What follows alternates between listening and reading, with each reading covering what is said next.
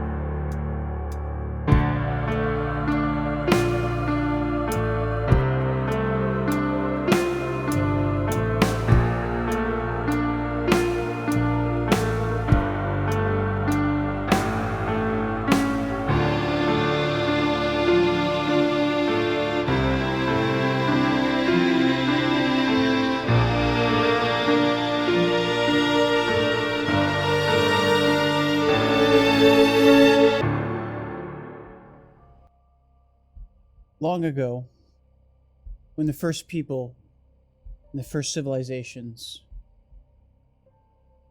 invented the ability to travel into the seas,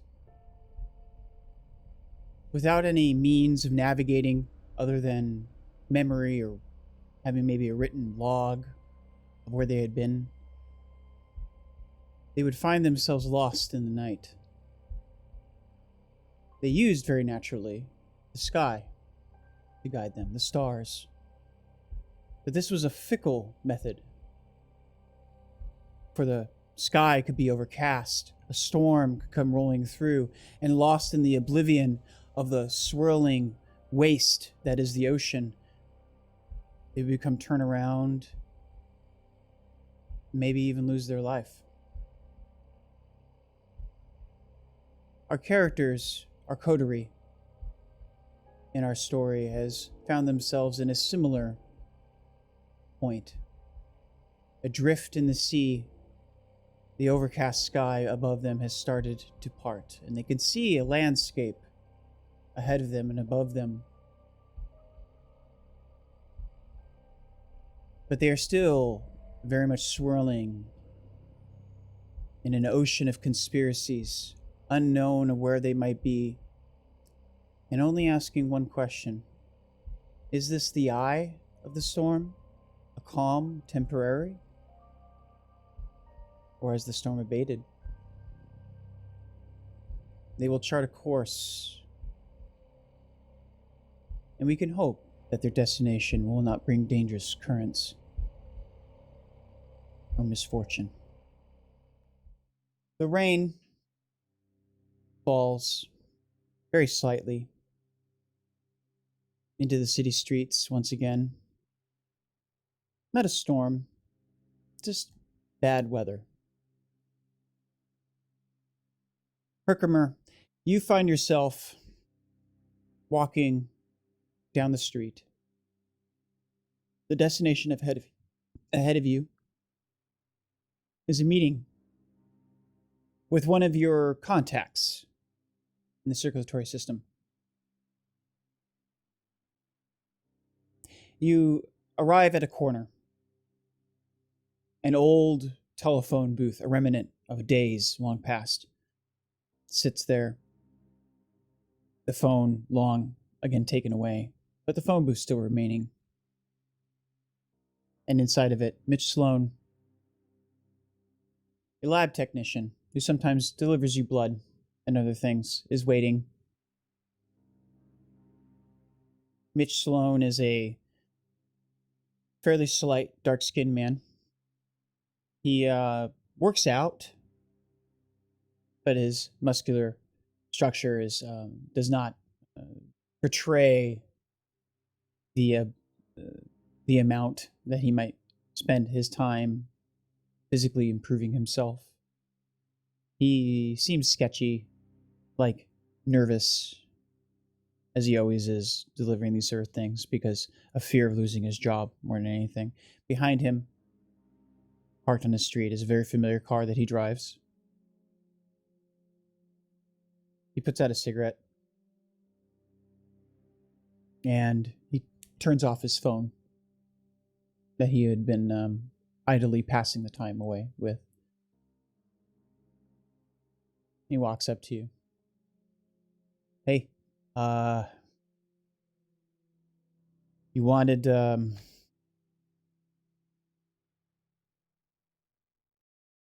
got what you need over here. Well, all right. Let's take a look at it.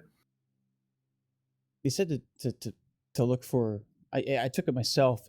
Most of the people that we had researched, that screened were fairly thoughtful, intelligent people. You wanted smart people this time. I don't want to ask. Whatever it is. Anyway, and he walks over to trunk and takes out some keys. Sorry, I'm problems with the girlfriend. Well, I was going to ask, what's eating you? Oh, I was supposed to meet her tonight. I don't have enough time. It's just not enough time. They've been, stacking on extra hours at me at the lab, and I want to keep fit, right? So I don't want to lose. That's like a $500 membership, at the gym, and you got to put in time there, and then, there's this, which is not a problem. I could use the cash, honestly. And he opens up the trunk, and there is one of those styrofoam containers, in a large duffel bag. He opens up the top of the lid and shows several containers. Now very familiar metal containers with cylinders of Vitae. When we get the fancy new getup? Oh, it's the new lab tech they had me working with. These guys want like all kinds of new. They're experimenting with some sort of new storage system. I don't know the details of it, but it's pretty high tech stuff. And I figured, like these containers here are like written off because they, they're broken or something like that. They're not going to work for nearly as long, I guess. They still work, but yeah. Well, all right. They have all this hospital staff running around, like taking blood donations and drawing blood for random reasons. Mostly from healthy people too. It's really strange. Anyway, he puts it back. All right, yeah, these should be smart people. I don't know what the difference is, And then he hands you the bag. Takes and slings the duffel bag. Well, it matters to who it's going to. Yeah, And that's all that matters. Hey man, I don't care. It's as long as it doesn't get me fired. And he looks at he pops open his phone. Fucking supposed to meet her at a bar 2 hours ago. She's been. Oh man. Yeah. I'm gonna get it. Well, sometimes you got to look at the things in life you want to keep and the things in life you want to get rid of, and then determine priority for those things. That's my story of my life, man. Like, I just don't know what to do. I mean, you have all these things you gotta do, and I just don't want her to hate me. You know, like, Well, I just get a feeling. being 2 hours late, I don't think she's gonna hate you, especially if you show up in style. Lately, she doesn't seem to be as concerned with it, which is kind of concerning me. I mean, I love her, but I love her. I don't want to lose her. Well, then you're gonna have to make that concerted effort, aren't you? Yeah. No, yeah, you're right. You're right. I mean, it's just a gym membership. I mean, it is just a gym membership, and do you really need a gym membership? I mean, look at you. You're in good enough shape. That's true. Guess I can go running or something. Or maybe find something you and her can do together. But she's always working. Her boss has her working crazy hours. I mean, like, it's bad enough I work. She works twice as much as I do. So I understand why she gets mad, obviously. She just wants, hang out and with little time that she has. Yeah. Yeah. Well, anyway, I gotta go, man. Well, then you have a good night. Okay. Yeah. And he gets back in his car. And as you turn, you're not too far from Water Street. Okay. As you always have Mitch usually meet you fairly in the close, not where you live exactly. Because you'd rather not draw attention to a very strange exchange, or what others would view as strange. Yeah, well, I will begin marching my way back home, waiting for the call to deliver this wherever it's supposed to go. And while I'm there, I'm actually going to take some of the leftover, if I make it back home uninterrupted. Okay. You do. Okay. Well, like I said, I'm waiting for the call to deliver wherever this is going to. But until then, it's just a matter of... Unless it's a live vessel, you usually don't have prescripted orders, for instance. If you don't have something, it's usually something you have enough time to procure. This specific sample, it more or less goes into your back stock, which you could use personally or whatever, or you can end up delivering when you get a call. All right. Well, how many's in the duffel bag?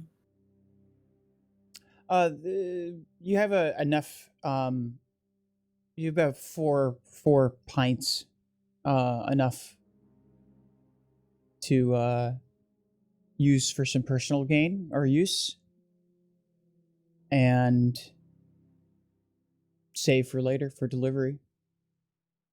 All right.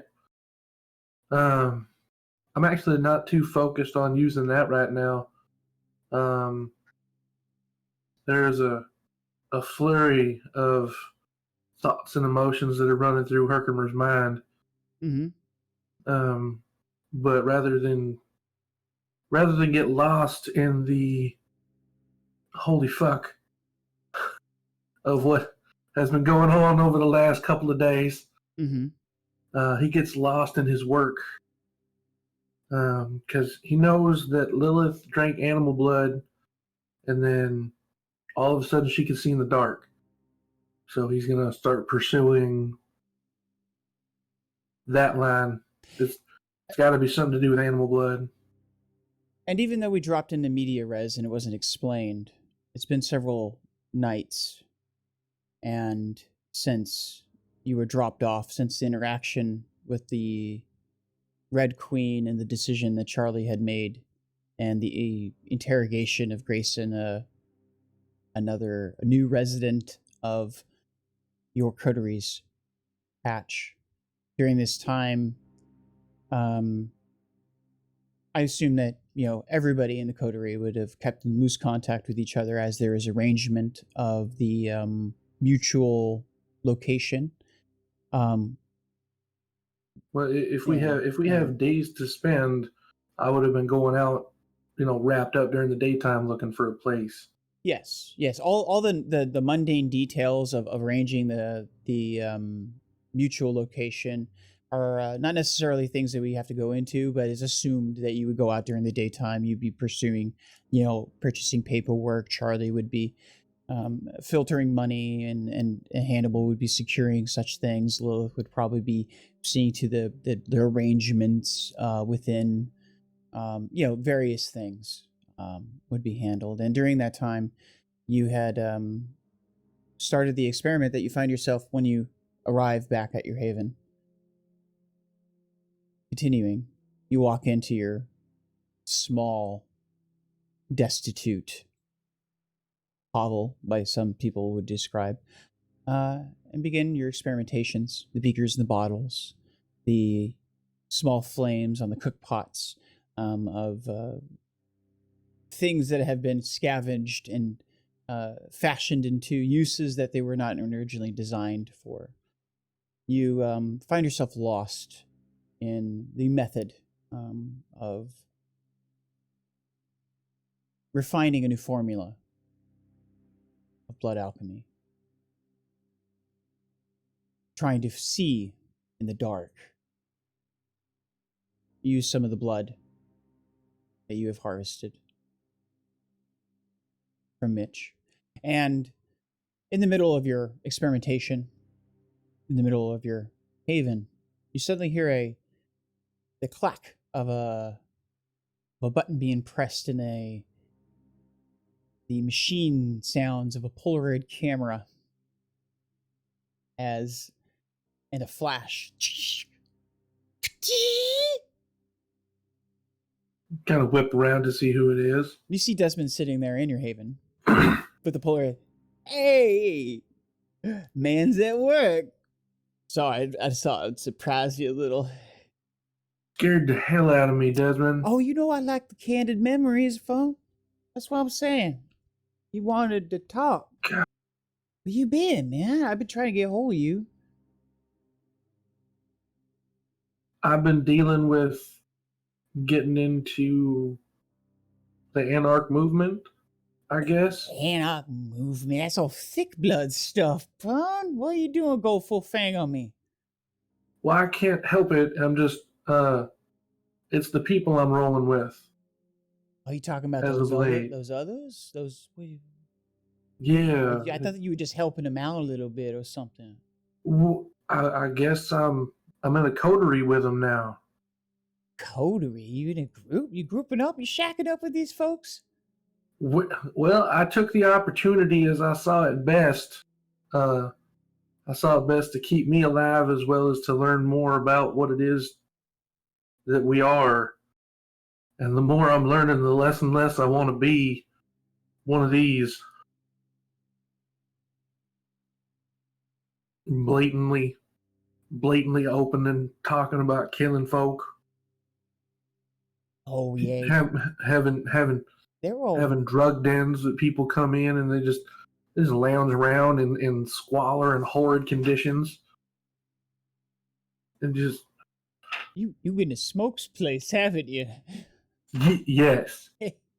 Smoke's got the sniffle, man. He's okay. I don't trust him much, but I wouldn't trust a man with a jaw like that either. Have you seen the teeth?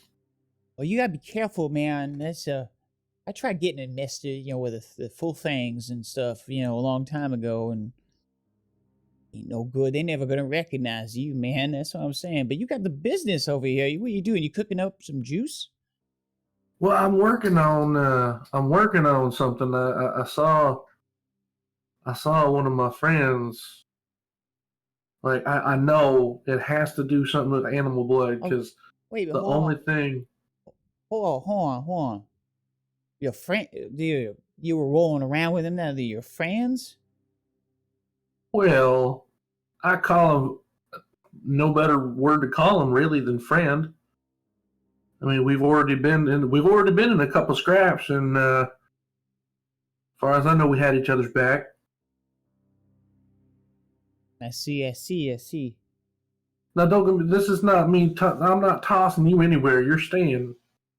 You and me are still friends. It's just the time between meetings might go a little bit longer in between. Okay. Just remember, we got a connection, boss. You know, we're like blooded, right? You know, we were in the same skin. Yeah, I ain't forgot. Believe me.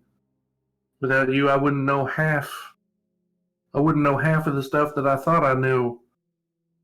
And then, how much other stuff do you know? Because I have been around and listening to these full-bloods talk, and it is fascinating and horrifying at the same time. Oh, don't you know about it? There's a lot out there. You know, I know some things. I'm not like keeping things from you or nothing. It's just, you know, it's just a bunch of we live in a different world, man. We seen it. That's what the juice does for us, man. Helps us see. But you know, I mean, it's like you get wrapped up into it, you know, start trusting people and then they wanna own you. Well, I trust you. What does that say about you? We're friends, man. We're in the same skin. Hmm. You feel that? You can feel it, can't you? But you know, that's why I take these, you know. It's because, you know, we all grow up. We do. Mm-hmm. I'll let And you. I'm growing up awful fast. Yeah. It's fine. Uh, You understand. That's what I'm saying. Others don't understand. Yeah, not even others like us. I'm saying. That's what's special. That's what's special. I don't know what I'm gonna do, man. Do you need old Desmond help you out? I'm a man. I got my tricks, you know. Well, help me out with what? I don't know. What you got a problem with? Well, I got a problem with a lot of things, but I don't think that just me is going to be able to change them. But if you want to help me out on this recipe, I could definitely use some help. Because, like I said, I saw my friend. Oh yeah. She drank. All I know is that the only thing she had was animal blood, and then she could see in the dark. Okay. Your friend, huh? Okay. Yeah, I'll help you out. Okay. You get help. Don't worry. Desmond's on the job. So, yeah. And so you and Desmond, he sits down and he starts helping you work through the process of refining the qualities that you're looking for to emulate the supernatural effect of seeing in darkness that you have recently become to envy slightly or want to possess yourself. Envy is a good word. I think it'd be very handy if I'm ever in a dark situation and I don't have a flashlight to be able to see in the dark. Yeah. You notice that Desmond has a refined capability. He moves through and he makes intuitive guesses about things as you guys are refining processes of, you know, disqualifying certain formulas and testing certain ingredients. He has a natural aptitude for this that shows either a much higher skill than you, which you already know he possesses, or some sort of natural talent. And I'm taking notes the whole time. This is just like any good science. You keep track of what you do as you go along and doing it. We are going to shift now as we are moving through a period of time, sort of kind of picking out pieces of scenes until we will come current again. A period of 2 weeks passes, and I would like to go to Hannibal now. This is soon after, again, just like Herkermer, several nights maybe, after your last meeting with the Red Queen. You are coming back from the various duties that are requiring you to help assist set up your mutual location. You find yourself walking into your haven, or walking up to the front of your haven, I should say. And you see the Nikita get out of a car across the street. Without speaking to you or signaling you, he knows that you have seen him. He starts going and opening the trunk to procure a second package in our story, which is actually several things. He takes out a duffel bag. He takes out a box about yay big, kind of not too big, just a filing. It's like white with a cover over it. He pulls it out, grabs it, and grabs another bag, which seems to have a familiar weight of maybe some armaments, like a gun or something, maybe sitting in it. It's very loose. And he starts walking over to, after closing the trunk, walking over to meet you at the front door.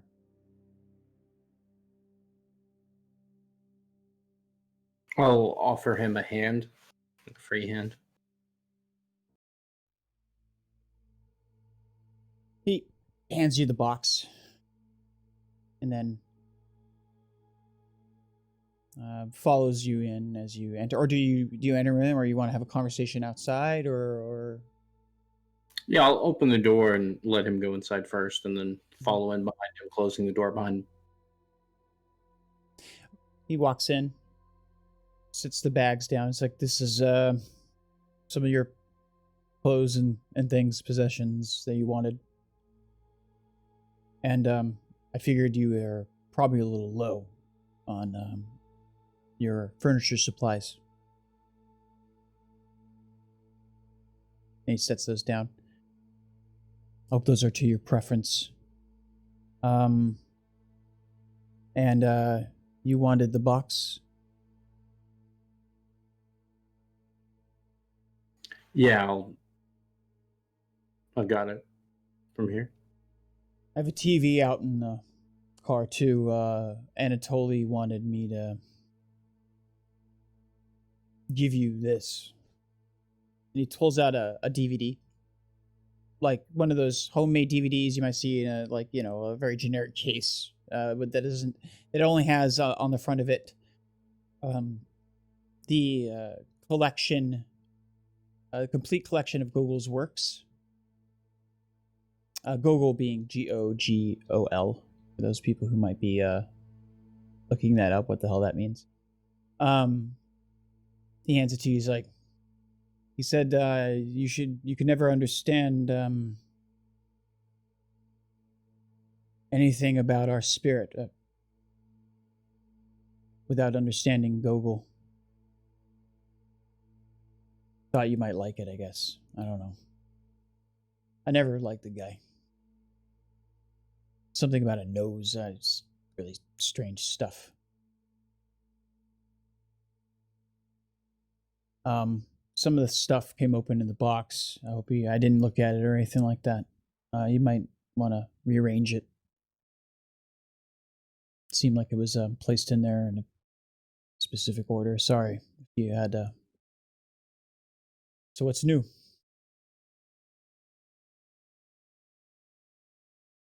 Putting it on roots, as I was told.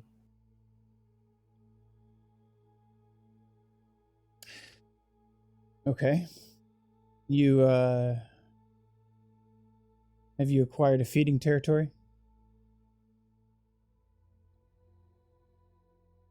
Something like that. Good. There was, one of the blood spoke to me. Something about a rumor. Something you were involved with. An altercation with one of our enemies. They weren't specific. They never are. Who mentioned this to you?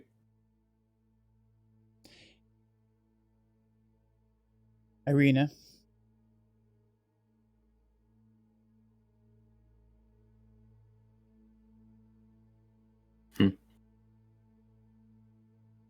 I told her to talk to you herself, but something about not wanting to let the rabbit run free for a little while, at least. I don't know. She speaks in parables.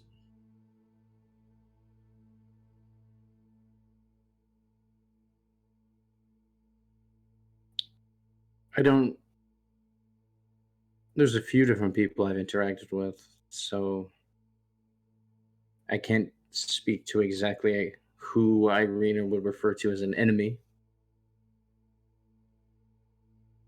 I don't know if she was referring to your enemy. Do you feel like you've made enemies with anyone? Anyway, we should keep an eye on.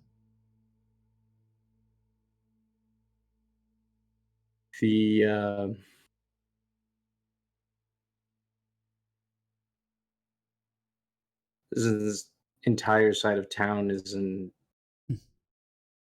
absolute chaos. I mean, it's organized, but it's still chaotic. Yeah. The Red Queen rules through fear, just like a prince. I've heard stories. Like I said, I didn't know much. I don't come over this side of town very much. I tried to pick out a place that wasn't claimed.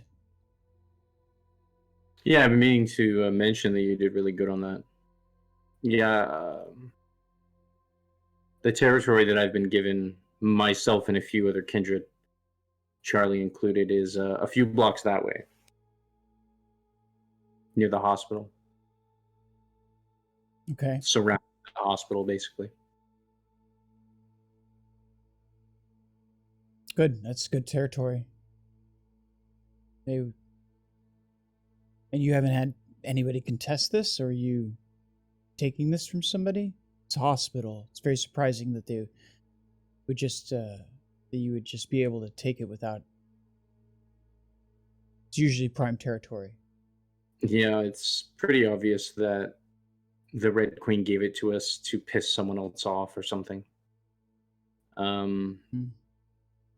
The previous coterie that held it was killed by Sabat, who were living secretly within the territory. Presumed Sabat. Sabat.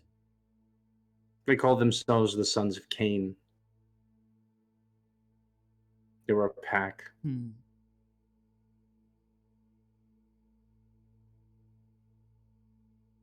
not like the others, but the blood keeps ties together. I don't have the requirements to. I didn't have the requirements to hunt down Sabat.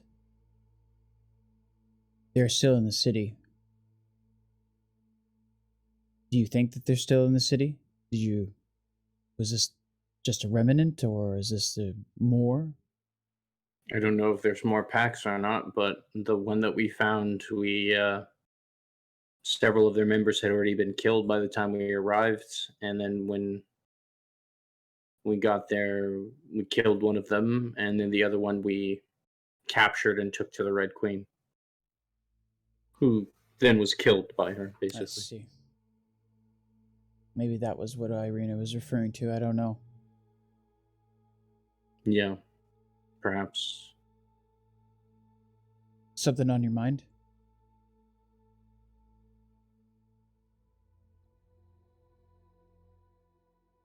For telling me that I'm here to do a task and that I need to stay on that task despite my personal interests in the city, I feel like I'm being given a lot of space to make decisions, and that's rather confusing.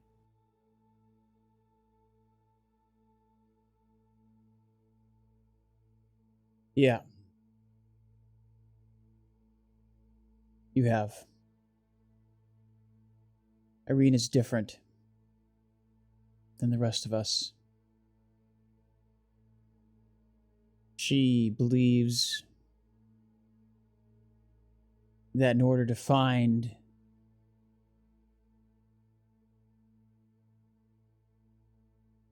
in order to test the metal of a sword, you have to use it. Let it be used by others. I think that she's letting you run free. But then, didn't she mention to you that she didn't want me to run free?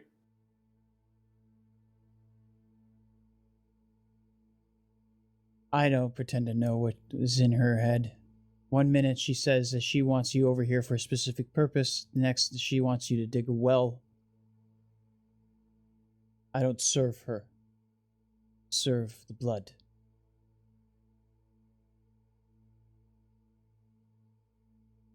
And she has her own agendas. But as honor demands,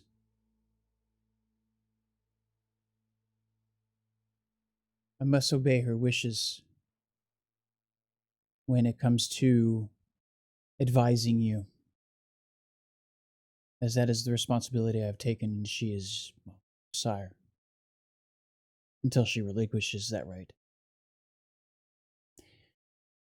From what I understand, she wants you to dig a well. She wants you to stretch your legs a little bit. Perhaps to see what you're made of. But I don't think it's the same. This is peculiar. I was not raised like this. Neither were the others. Maybe it's because you're an outsider. I don't know.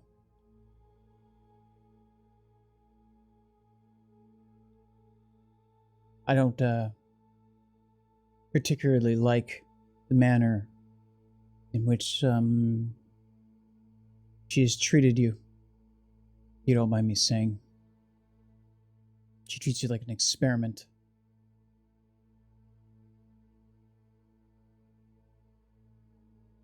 I am not here to just treat you like an experiment. I'm here to assist you. And if she's going to want you to run free, then, well, I will help you make your decisions.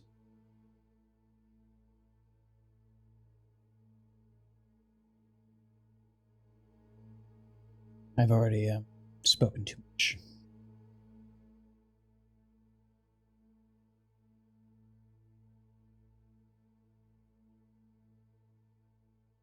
Well, I appreciate you dropping these things off. Irina's not the only one. The older ones, they're looking at this as well. I don't know what your experience has been with us or them.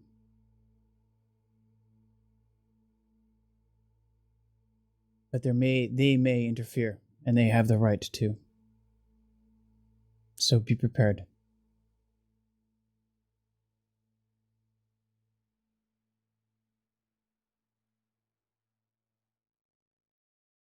Oh, the TV. It's an older one. I got one of those bad portable DVD players. Where do you want me to set it over in the corner? I think it would look nice. Sure. He walks out. And while Nikita's doing that, I'll take the box off to like my bedroom. Yeah. And open it up and see what Nikita was talking about. So it definitely looks like it came spilled open, like when he was, probably managing it, and the rest of the things are putting into the car or something. You see the photos, newspaper clippings, the reports. After a couple moments, you can, they're not like completely disarrayed. So it's, you could definitely sort them back in, but they definitely do look like they were kind of spread out over everything. It looks like someone went through it. No, it looks like it was like picked up in the stack that it came. When things like fall over, bunch of paperwork falls over. If you ever just pick it up in the way it fell and then kind of try to shove it back in that manner, like without like bending stuff. It doesn't look like it was necessarily put back or went through in a particular organized fashion like somebody would when they're looking through your things. It definitely looks like it was like just a bunch of spilled paperwork and stuff back then and stuff.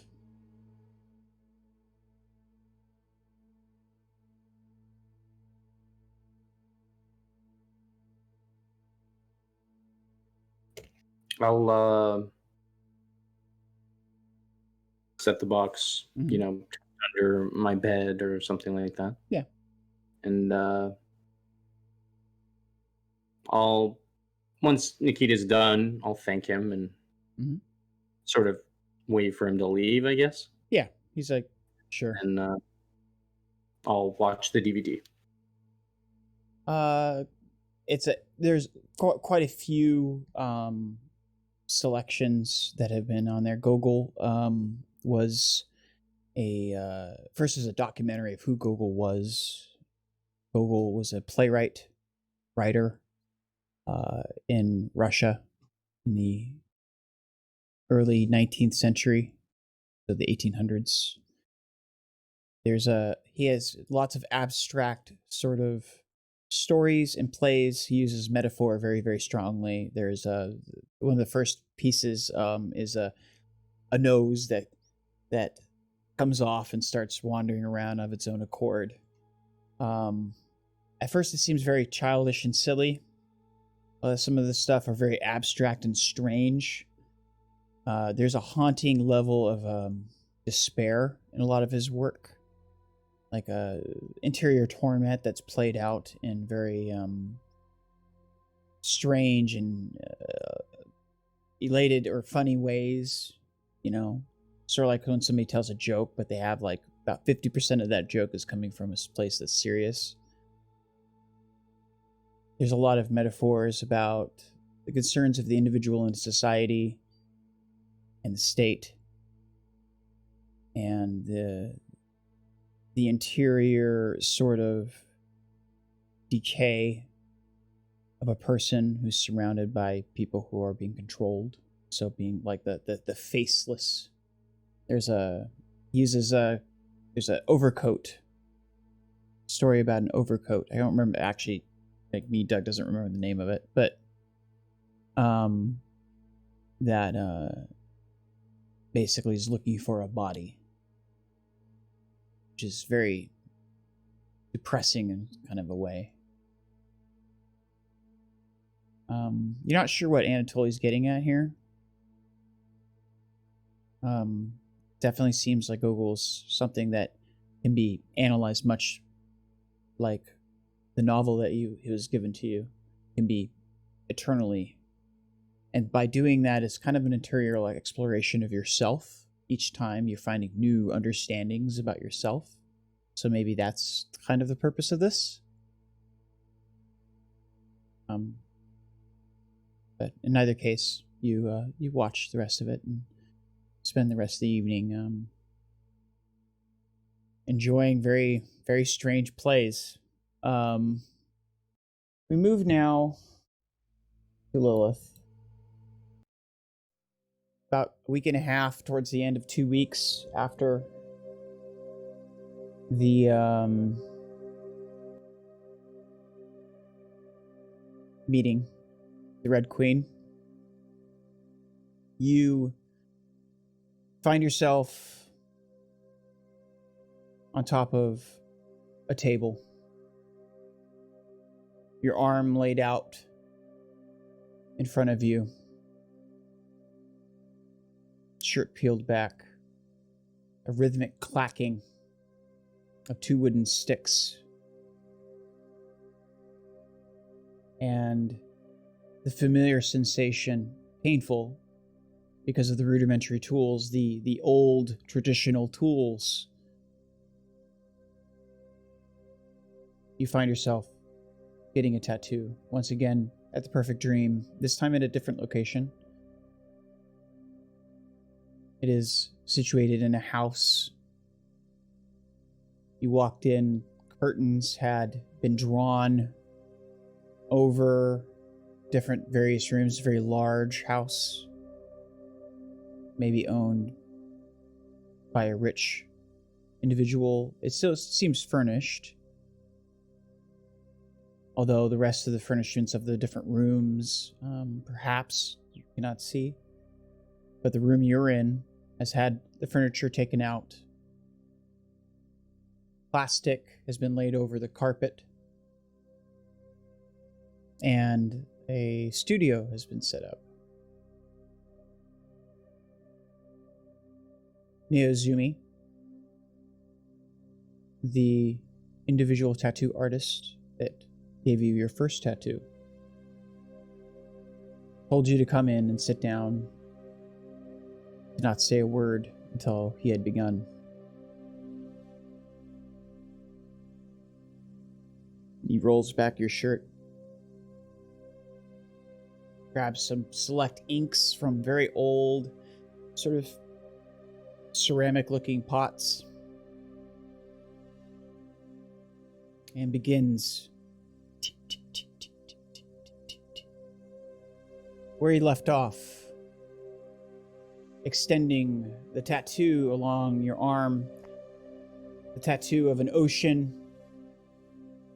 like old maps that explorers drew in the very first days of exploration, fringed with serpents, dragons, monsters, and the things that were metaphors for the unknown.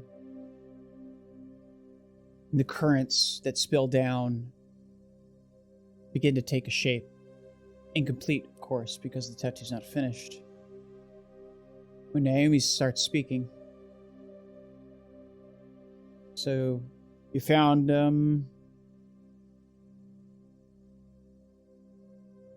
somebody to teach you? You could say that. How do you feel about that? Uncertain. Panicky.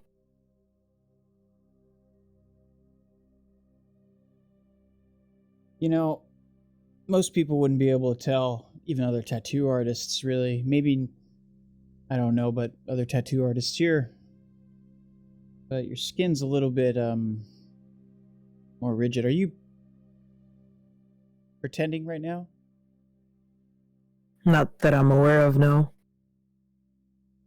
Yeah, it definitely seems like it's a little bit more rigid. Do you have some hard bumps? Maybe a little bit, yeah.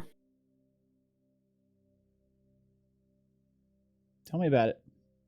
You don't have to use details if you want, just names and things, you know. You got something on your mind. It looks like it's, if it's enough to do this, it's pretty serious. As we said before, nothing goes past this room. Well, I killed someone. Killed? Like Yeah. Like a human? No. No, one of us. I see. I see. Well, was this like intentional? Did you set out to murder this person? No, it was a fight, and before I knew it, I had already finished him. What did it feel like? The moment. Amazing. Almost like an orgasm. But now you're thinking about it, aren't you? Yep. You have two sides to you. I speak of you as in the rest of you. Think of it like an alter ego. Maybe it's power. Maybe it's something that exists within you. I don't know. Like you're normal. Maybe it's always been there even when you were alive. Your beast, they call it.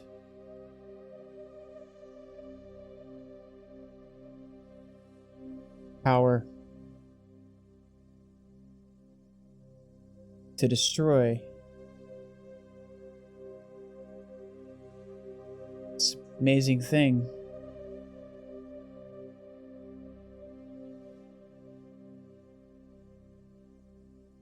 But you still have guilt. You gotta understand that that's a good thing. It's a rough place, that we live in. World. It's full of all kinds of crazy, dangerous monsters. And now you're one of them. But you don't have to be. Not completely. Most folks who come in here, they mostly, from what I understand, they use things, memories. I guess it's a little hard to hold on to. I don't know. Like, you guys are all like losing your minds or something.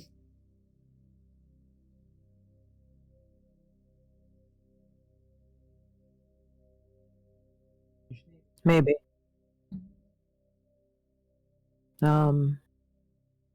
I don't know what to make of it because I'm not a monster. I think you're not, but you could become one.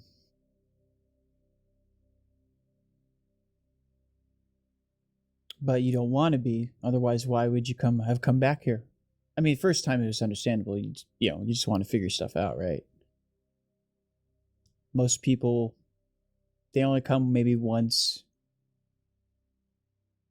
figure it's some sort of scam or something, and then move on.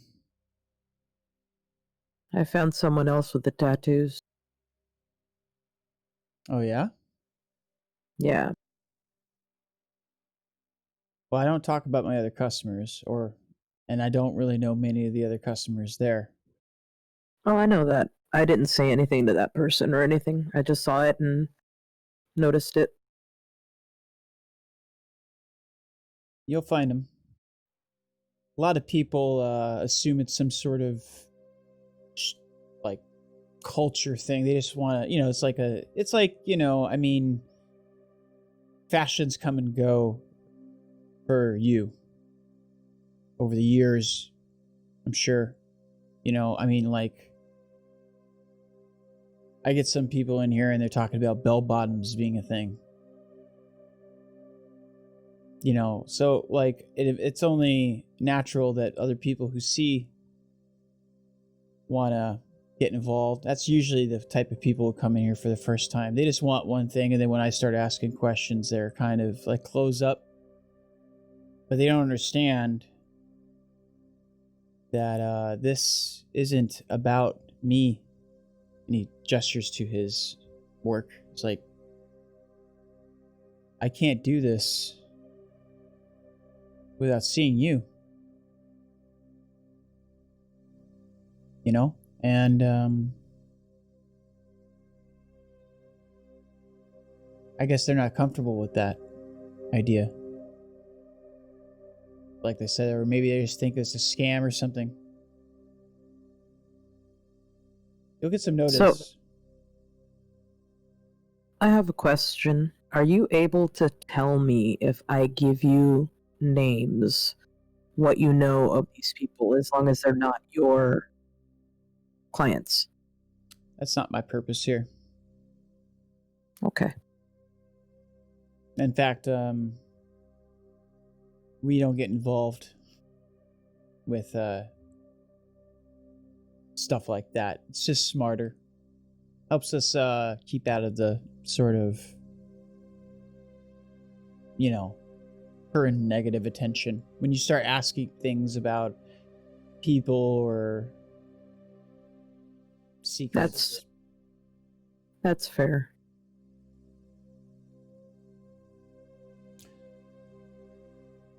Haven't been able to quit my job yet.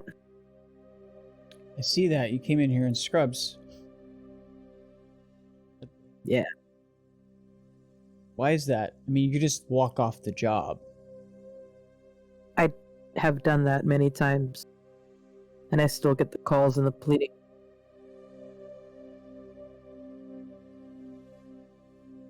You know why I think you haven't quit your job?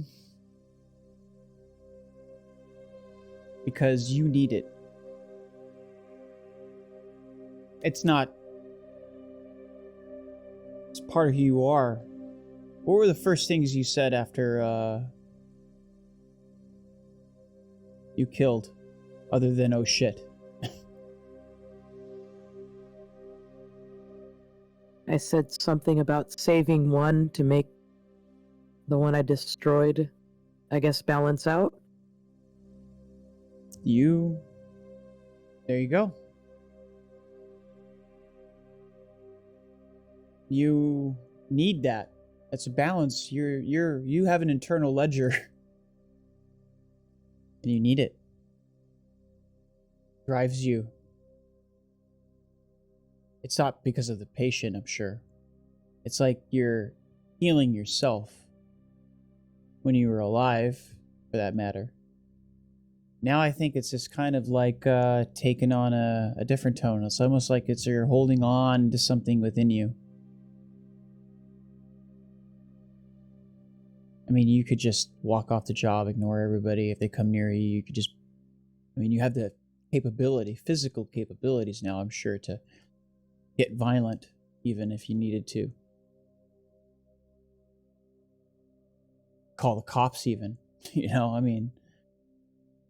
And it's not about bills or anything like that. You guys always seem to be loaded. No, it's about bills, too. Well, why are you holding on to that? I mean, you don't need that anymore. You're gonna live fucking forever, right? Yeah, I don't want to be a hobo the entire time. I mean, how else are you supposed to make money? Have you found a purpose?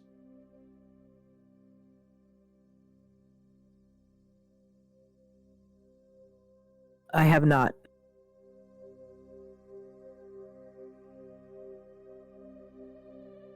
Okay. He continues.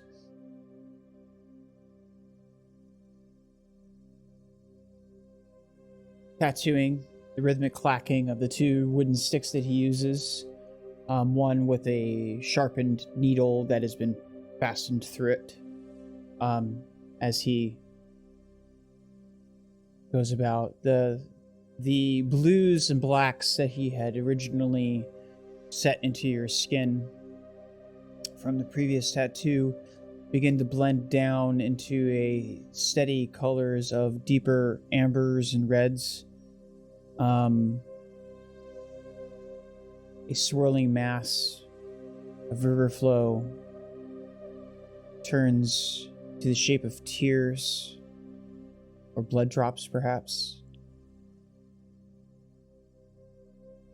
Depicted going center down to your elbow now is a current. The river's monster is still surfacing as if stalking the centerpiece, which is a raft. You see several figures, maybe a dozen or more. It's hard to tell. They are all rhythmically intertwined. They look like they're starving or dehydrated, or perhaps crying or feasting on each other. You don't know. In the center of one is holding, looks like a banner wrapped around their arm and entwining them. It looks very classic, like old painting, like 15th, 16th century sort of thing. The detail's amazing. Raft flowing into currents unknown, surrounded by dangers, aboard which there are those who are despairing over their imminent destruction. But in the center of that, one individual who seems to have their gaze fixed. A woman. She looks very forthright and certain and hoping.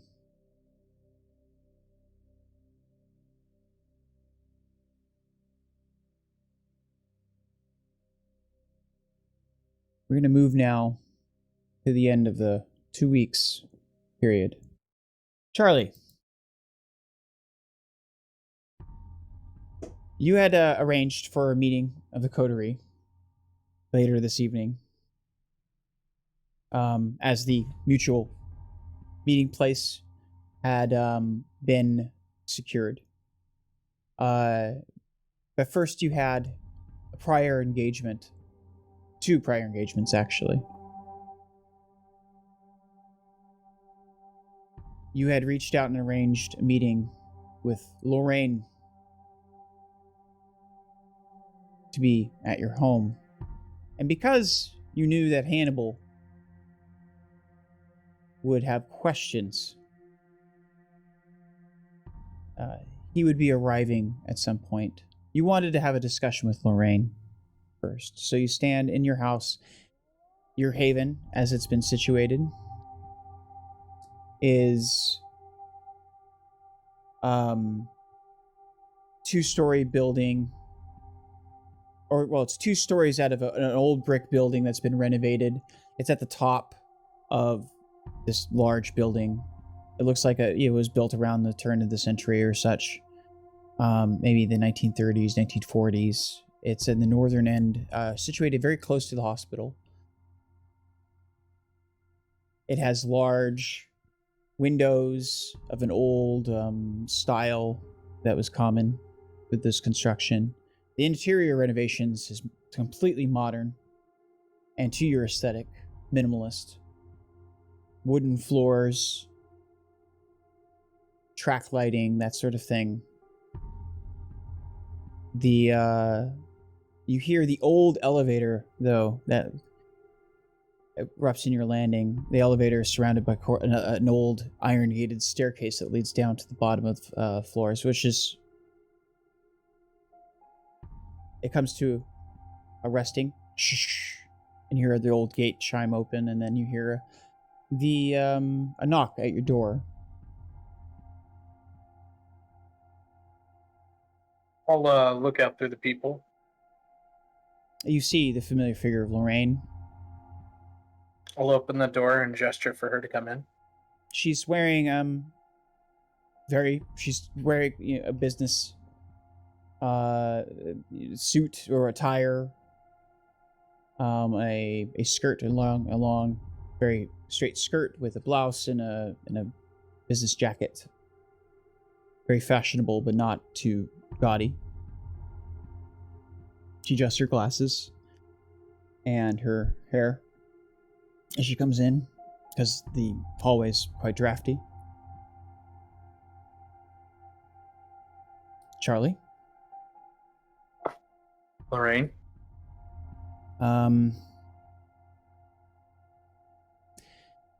Sorry I couldn't talk over the phone. I don't mind it. Face to face is always better anyways. And I'm here by your invitation, correct? Yes.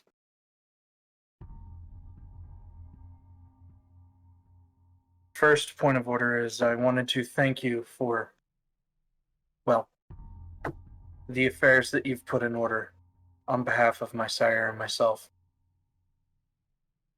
She looks taken back by that because she looks like her face was like almost like she's expecting like some sort of, but she's like, you're welcome. It's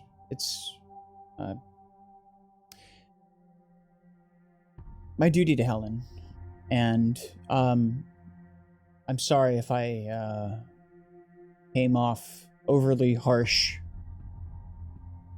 last time we spoke. I didn't expect these events any more than you did.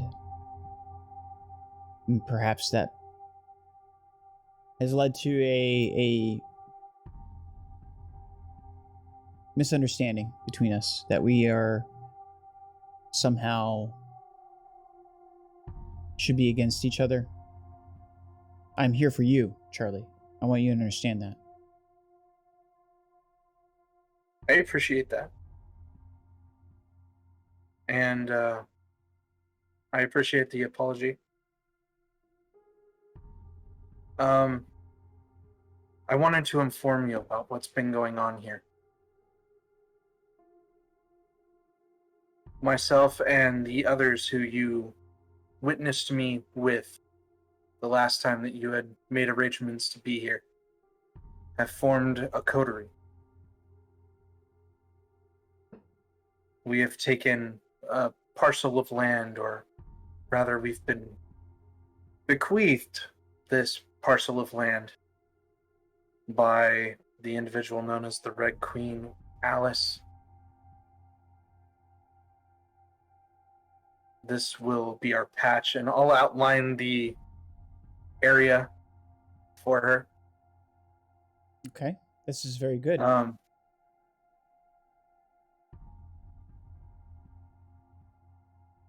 want to let you know that we had a run-in with some individuals claiming to be Sons of Cain. Sons of Cain.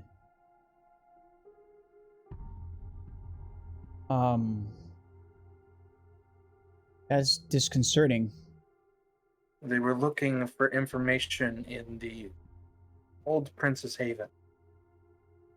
The old Prince's Haven? Former Princess Haven. Dimitri Roth. That's not... Is that the name that... You've never... Yes. Yes. You've heard it spoken once, we'll say.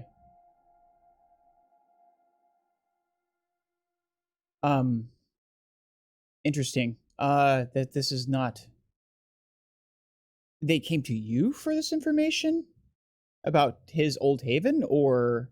I'm sorry. No, they were... So, the parcel of land that we've been given rests upon what used to be the haven.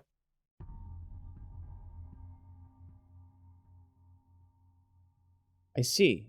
This is interesting. We found them below, and they've been there for some time. Why would they... What were they looking for in his old haven? He was a Tremere. They said something about a ritual, a resurrection ritual, something of that nature. Does... That would make sense then, maybe, but... I don't know what they would gain from that. The Tremere secrets are... Well, Tremere secrets. And it's not beyond... their custom, from what I understand, to keep secluded in secret havens. That is most interesting. I would be careful who you repeat that to, outside of their, outside of the coterie, and maybe outside of their clan mates. There are many individuals who seek Tremere secrets and Tremere power. You could leverage this with... from what I understand, there are quite a few members of the clan. And the prince was I do not know whether or not he was an accomplished at sorcery, whatever powers that the clan is reputed to have. But he was a powerful individual, and he did hold reign over this city for over 70 years. The Sabbat were all exterminated, from what I understood. Prince Charles saw to that. Although, I mean, it depends on your qualification of Sabbat, honestly.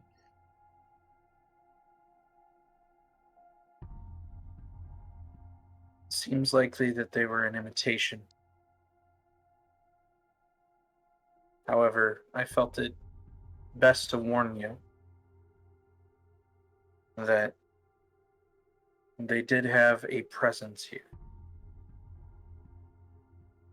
It could be possible that they are also on the other side, looking for information wherever it might be found. If you manage to find evidence of more Sabbats, for sure, you could leverage this with the prince. He had them exterminated over a year ago. Many would argue, including myself, that he just invited more Sabbat into the city, but he had met several members of one of our enemies into the Camarilla as a price for them hunting down their brethren.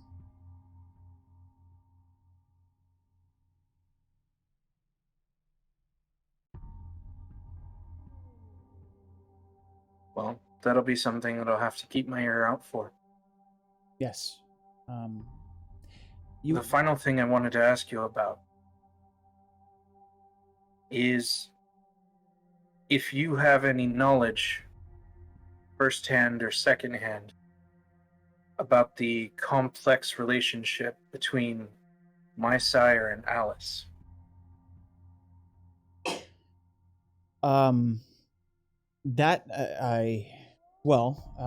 Alice, it is known to us that she has a particular dislike for Helen, anger, hatred, even.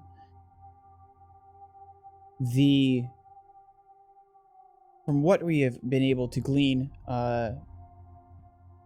offering prestation to Nosferatu when they were still over on the other side of the river, is that she blames Helen as the one responsible for the death of Virginia Mason, the anarch rebel. It is unlikely. I do not pretend to know all of Helen's affairs, first of all. She was not completely... You have to understand, the complex situation that arose from the revolt in the tower, there were many different forces at play. One, there was still very many individuals who were loyal to the old prince, and still, for some reason, despite his destruction over 10 years ago, remain loyal to the prince and his faction of individuals. Prince Charles ascended through his own skill, and he was beset by many elders who viewed him as a threat and to change. So you have those factors. And then Helen, being a supporter of Prince Charles, when she obtained her primogenicy seat, she used that to support Charles. Charles initially wanted to relinquish many of the to retract many of the harsh policies against anarchs. So it is completely unknown why the anarchs would just revolt. As far as I'm concerned, I think it's biting the hand that feeds you. But apparently they saw Charles as the enemy. And even despite his trying to integrate them further for their own good into the tower.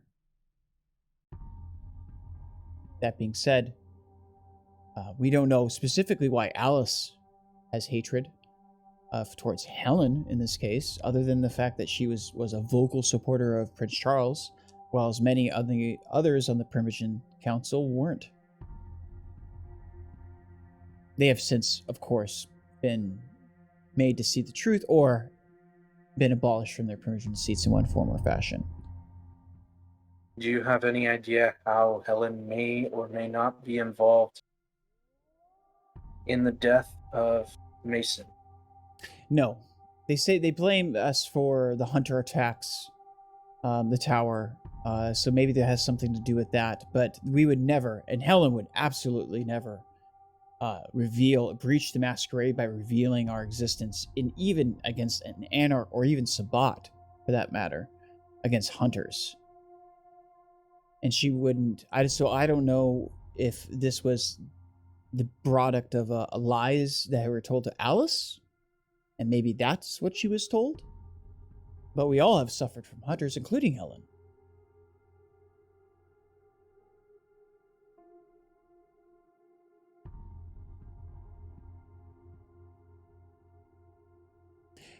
Right about that time, you start hearing, would you just like walk up the stairs, or would you use the elevator, Hannibal? Because the stairs kind of wrap around the old gated, clanky elevator leading to Charlie's Haven.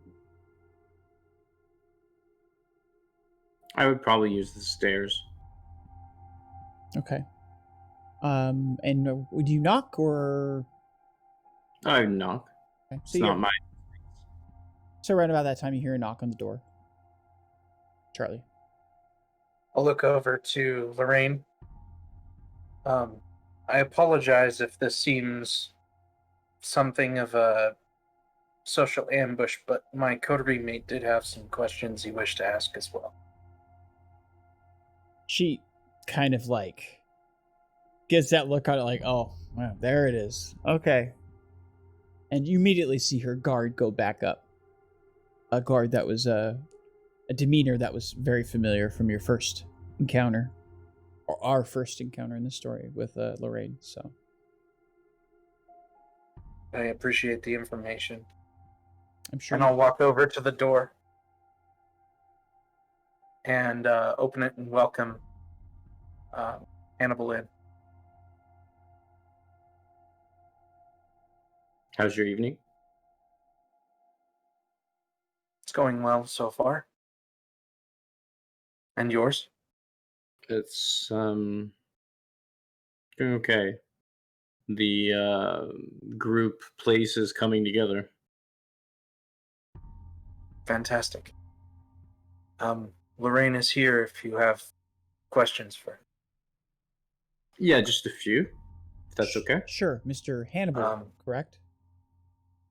Wagner. I do want to remind you, before any conversations start, that I have invited Lorraine here to my haven. So she is under my invitation to be at this moment. Sure.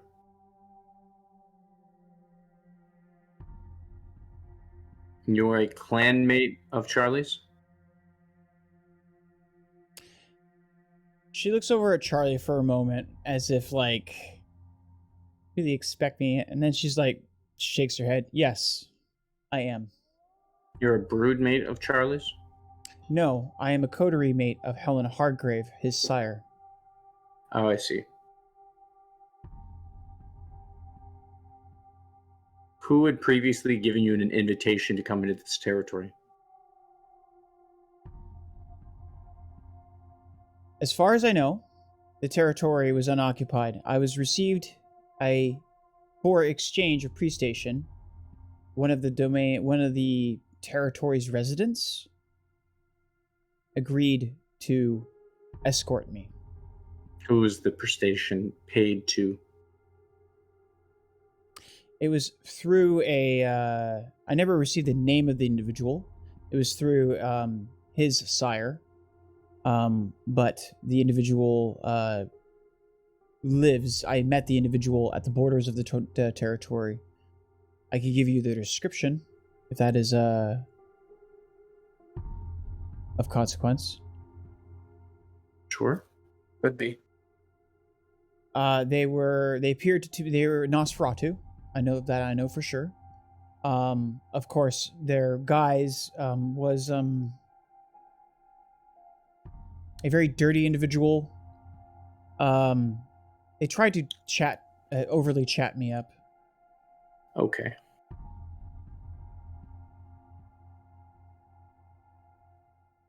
Does that sound like Smokes? Yes. I hope this won't be a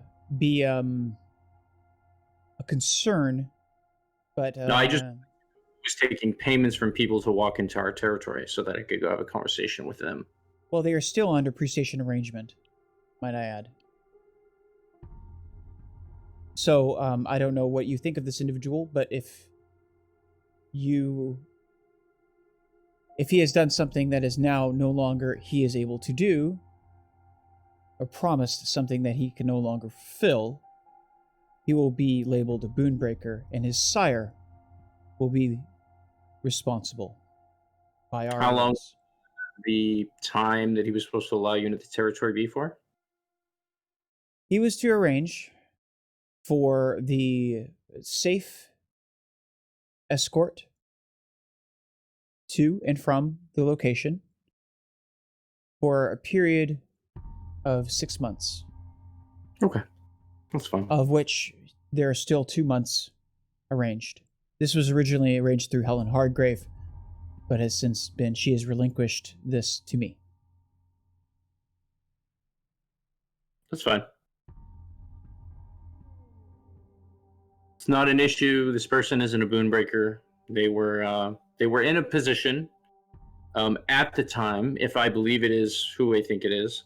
If it is who I believe it is, apologies. Then they were in a position to have negotiated that deal. They are no longer in a position to negotiate that deal, but we have given them the right to exist within our territory, so they are not a boonbreaker. And I have no problem honoring the deal that was paid. Very well. I appreciate it. Yeah. The concern comes from our previous residents, as I'd made you aware of. I see. You spoke to her previous residents?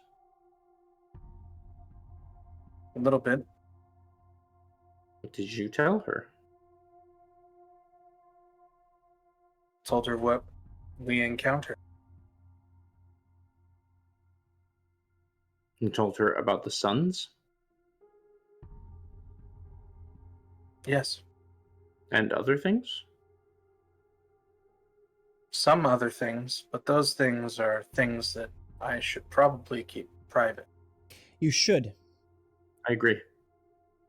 Perhaps we should have a conversation just amongst the coterie about the sorts of things that we won't talk to others about in the future. Although, nothing. To be honest, Charlie is extending a courtesy normally extended to his sire, to me, because I am the one who is, helping him on his sire's behest. And because I am a coterie mate, and I would never betray her, not only for the fact that I have loyalty to her, but because I have pre-station that has secured my silence. Are you loyal to your coterie mate before your sect? I don't really see the difference between the two. That's all I needed to know. Thank you.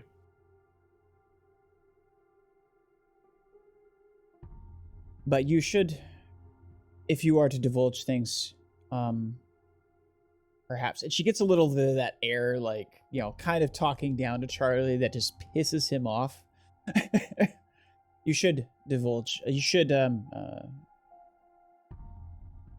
secrets within the coterie are important. Mr. Wagner, this interaction was much more pleasant than the last one.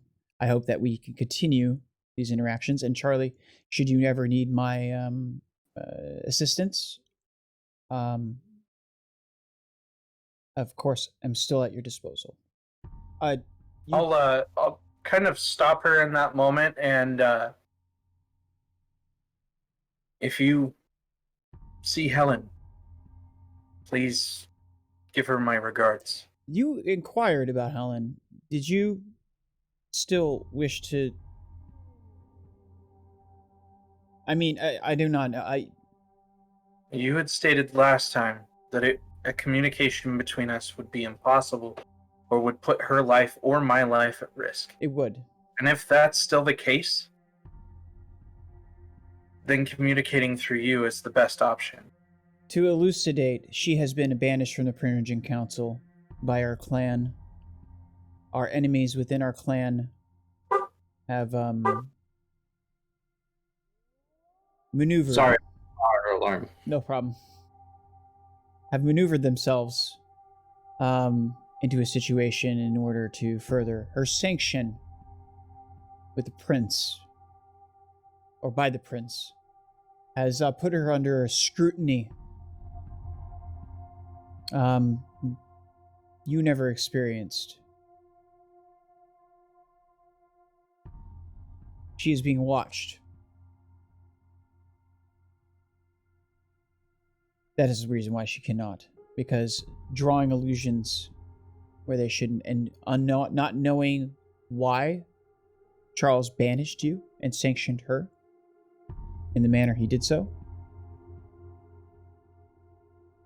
we are not sure whether or not he is as much of an ally anymore. So it is risky.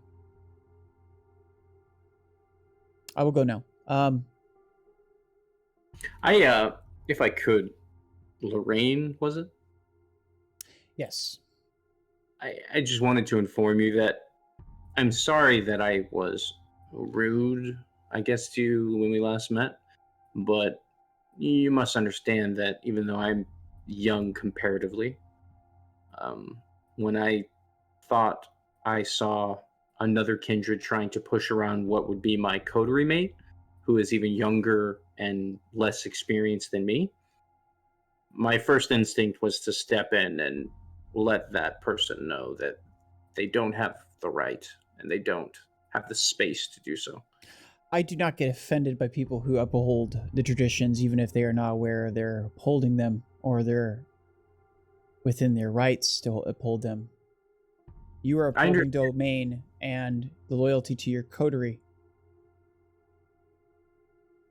I'm not easily offended. That's good.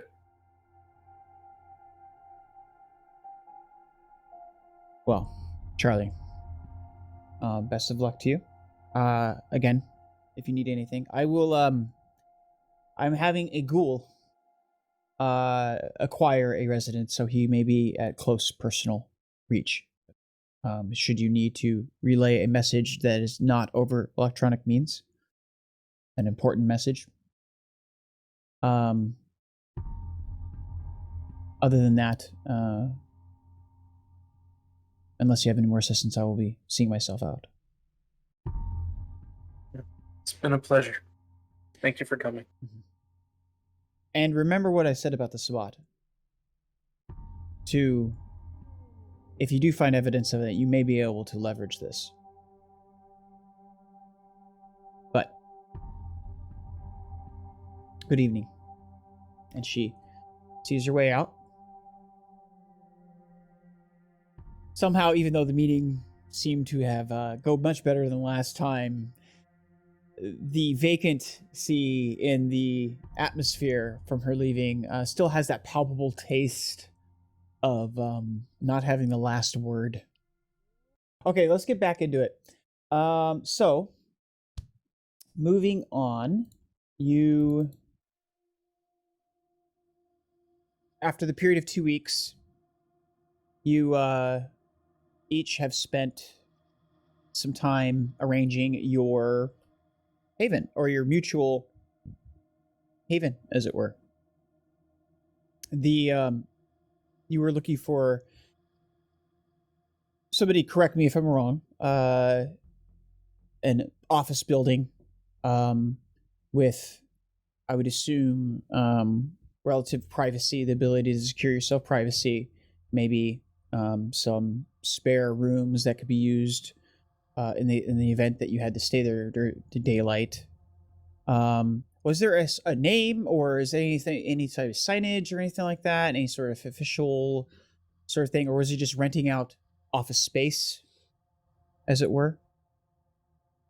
I'm getting the nods. Okay. So you guys managed to find an office space close to the medical facilities located around St. Peregrine's Community General Hospital. And the office building itself is very austere on the outside. It's standing approximately 8 stories high.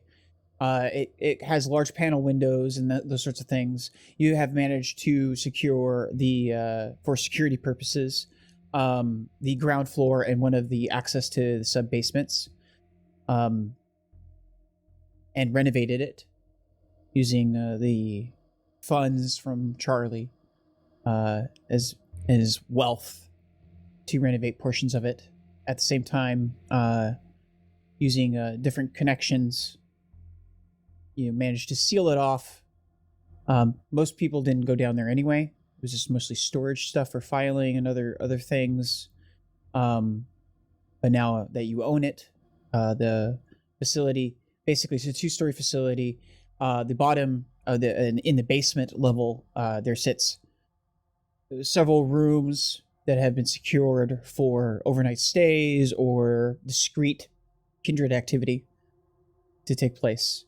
The top floor has your normal office sort of exterior for as a surface sort of dressing. It is much more in the style, since Charlie was one purchasing furniture, of a very simplistic, minimalist sort of manner. His office spread is very ergonomically, efficient and utilitarian in nature.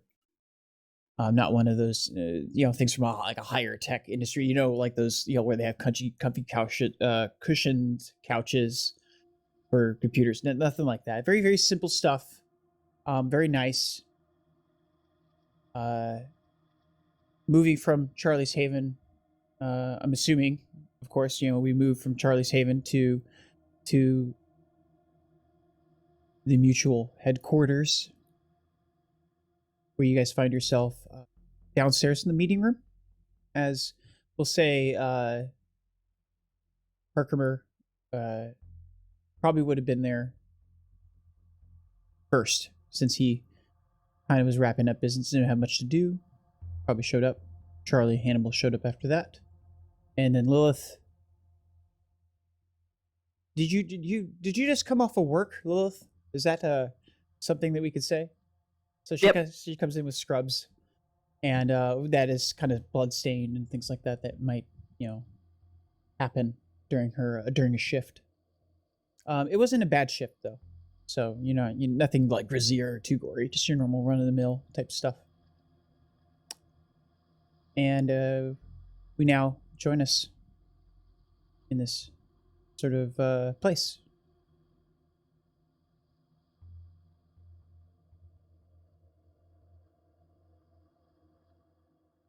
I'm gonna get a cat.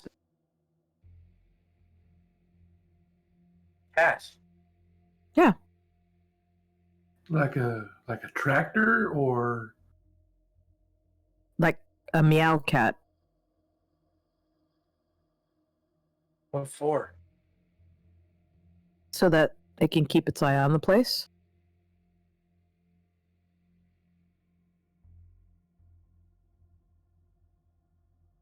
Can I just pet?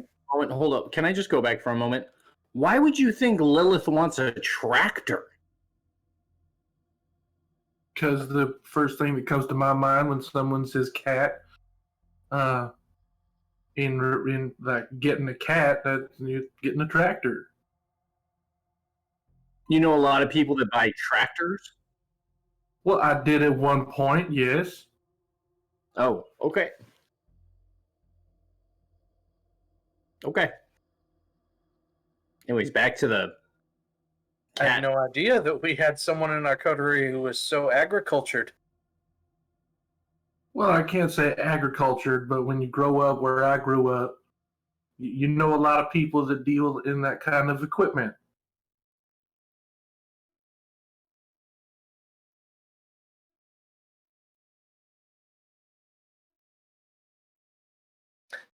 What? You're gonna break me in here in a minute, about a second. I'm just saying. Like,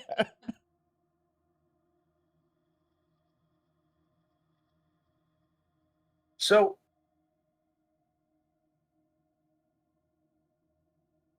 Herkermer, have you been told yet anything about Prince? No. No, I have not. As far as I know, I don't even know who they are. Would you like to have that discussion now? Please. What I mean, I'm sure I have missed. I'm sure I've missed it plenty of times, but Okay. So,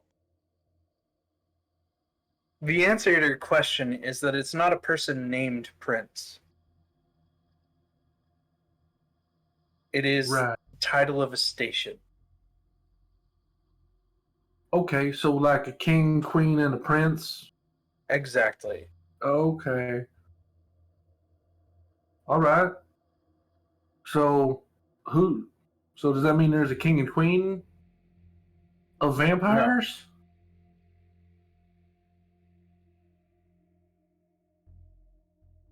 No. So the prince is it? The Prince is the highest tier, aside from this council of elders. From what I get, I don't know much about it.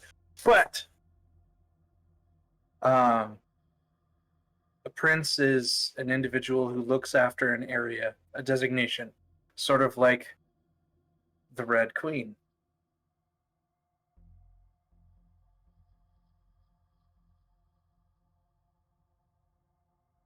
But she's not a prince. She's a No. queen. And she also doesn't have a lot of the duties that a prince would carry out. See, the tower has a lot more structure to it. It's a lot more rigid. There are rules, guidelines. Everybody has to abide by them. Here, a individual is only required to pay their tithe. Respect the patch. Those are about the bounds of our rules. So who's the prince on the west side of the river? Charles Graves.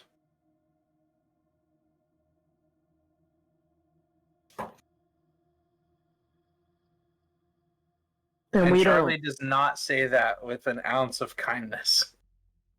So we don't have to interact with them as long as we don't go to the west side of the river, right?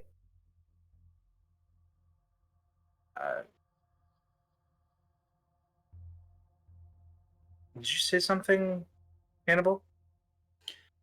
Hannibal will have sort of said under his breath, well, and then he stops himself from speaking. And he's looking directly at Charlie when he's like doing that, and then he kind of looks off. Sort of. there are interactions that take place between the prince and his territory and individuals who wish to come and go between his territory and other territories. He may decide to visit other territories. I don't see that happening. He's, at least from what I've gathered, incredibly paranoid.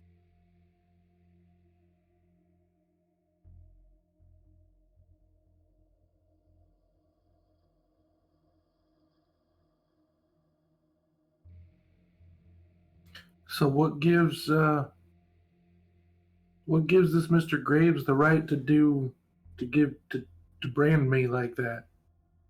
Were you in his territory? At the time, That's probably why, am I right? The tower has old superstitions. And the one that Helen has told me about, Thin Bloods,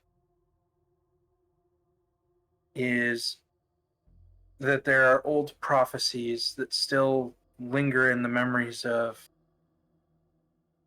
those of the tower. Prophecies that declare that your kind will bring about the end of ours.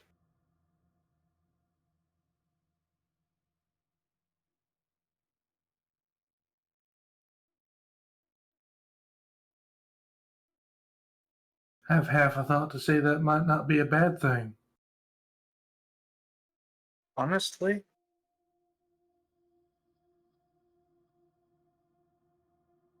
probably not. Probably couldn't do the world any worse. What do you mean by that? Not to say that I wish people dead or I wish individuals dead, but I mean, how many more places are there like Smokes Malone? They just got people living in squalor, in absolute filth like that, specifically so that they can be fed on.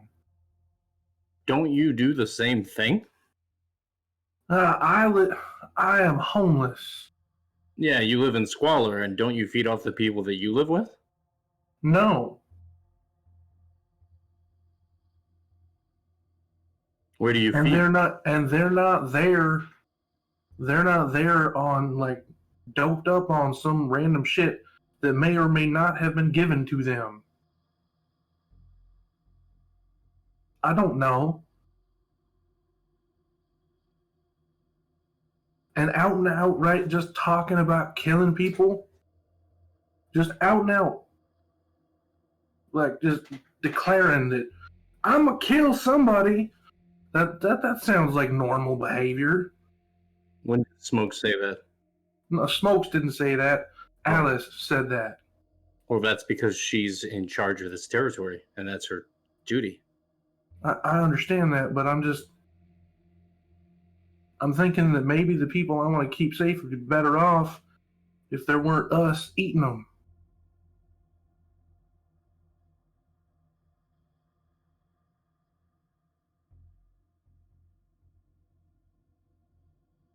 Because you don't like their rules?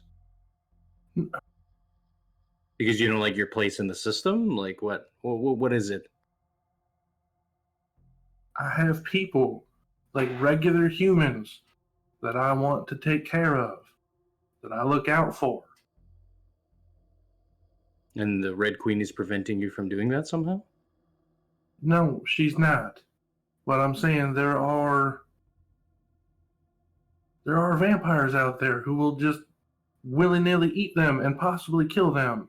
There are humans out there that will just willy-nilly kill people. I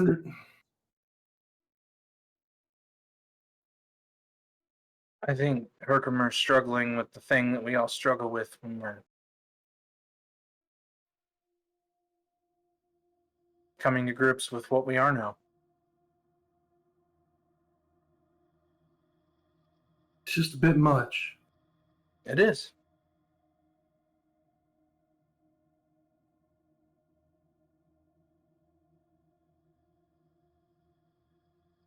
I will make do. I will survive, and I will do what I can to protect those that I feel deserve protecting. But it doesn't mean I'm going to like it.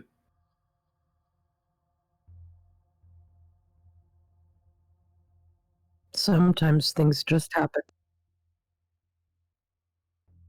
That's very true, but even with that, we get to be one of those things that sometimes just happen. I mean, look at Betty.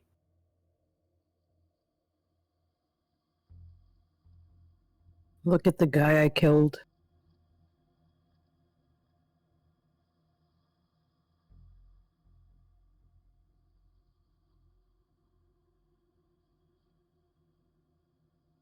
No, I'm just saying, it's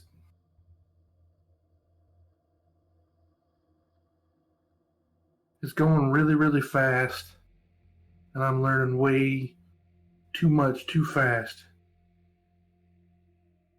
And I know that I haven't even cracked the shell. I haven't cracked the shell. And I've been told a great deal of things. I'm new here.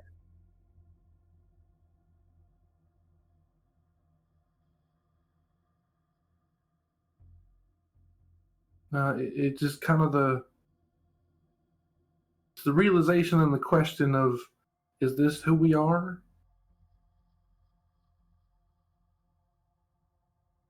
Is this who we have to be?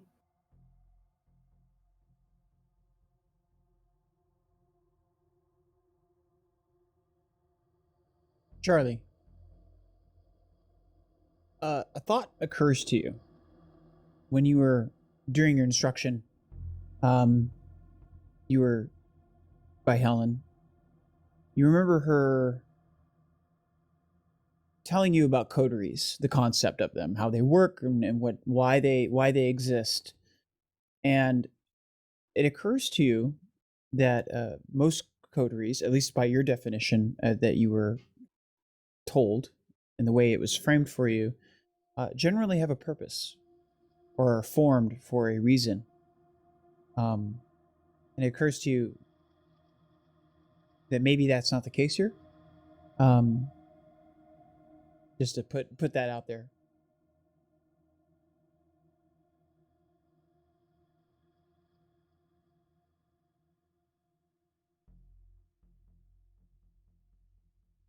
So,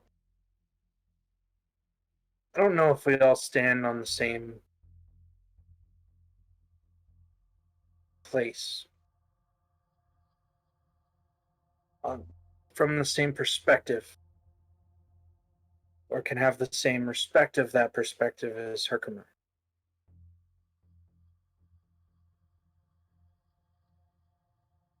And typically, a group such as ours would be formed out of common ground.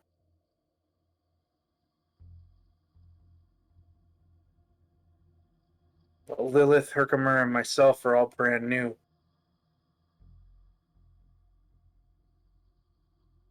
Hannibal, you are seasoned. You've been around for a while. Maybe not extremely long. Definitely long enough to know how to survive. And that brings a different kind of a perspective on what you are dealing with that day to day, or night to night, really. I don't think Lillith, myself, or Herkermer have necessarily had the same amount of time to come to grips with that and find our balance for moving forward, that balance between humanity and the beast.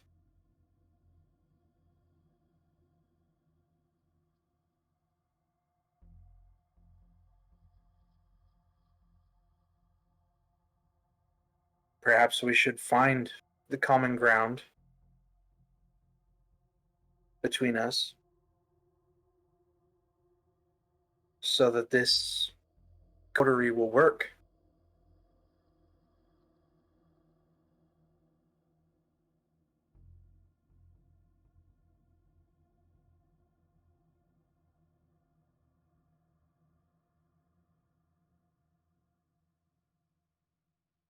I don't know any of you enough to know.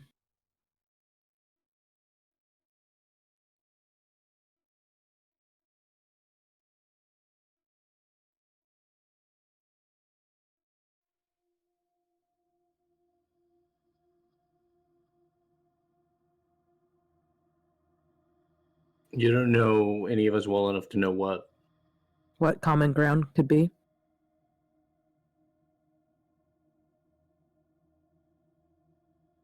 I can't throw out ideas because I don't know you well enough.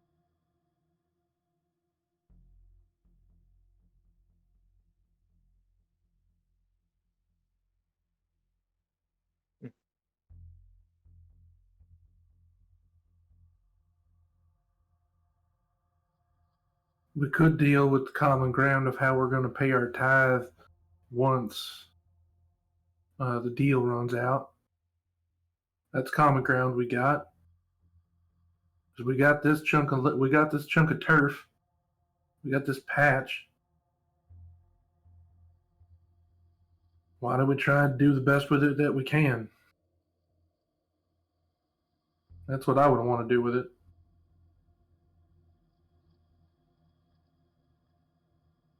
I'm down with that.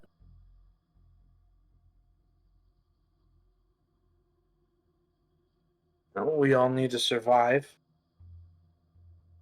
Digging a well is the best option.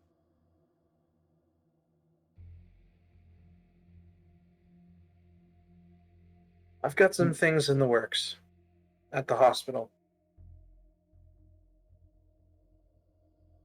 Containment units that can extend the holding time for blood samples. Kind of bulky, boxy looking things. Yeah, you've seen the container. Yeah, those are actually pretty nifty. Gave I one to like Hannibal. those.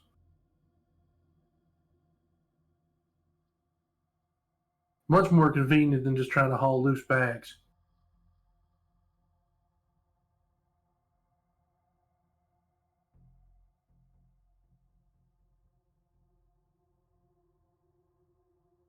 It's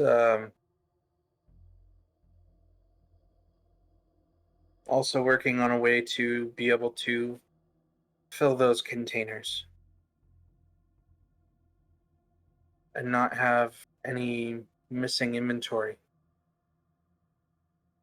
A filler for the samples that we take, where we can siphon off just enough to sustain ourselves, but little enough not to be noticed. We need to start siphoning for that tithe as well. At the moment, I don't have enough to be able to start siphoning for the entire tithe. Well, we're set on tithe for a little while because of the deal we made with old boy.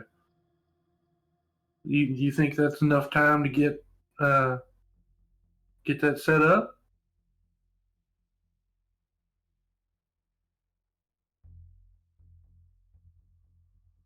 It might be possible, but I'm going to have to put in significant resources into the development of more of the containers. I'm going to have to see an increase in samples needing to be taken. So without the foot traffic, honestly, the whole project falls dead in the water.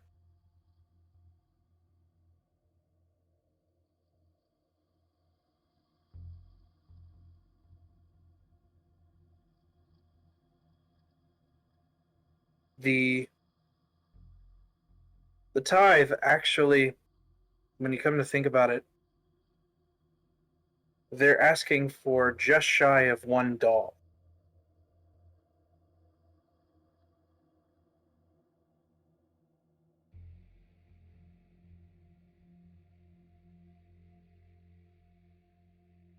If that puts amounts into perspective for any of you.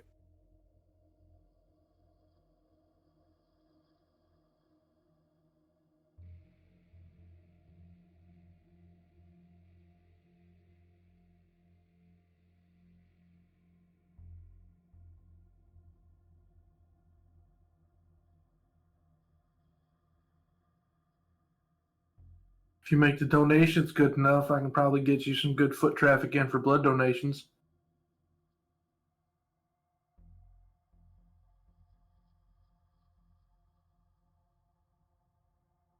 Well, I'm not the one who's in charge of organizing blood drives.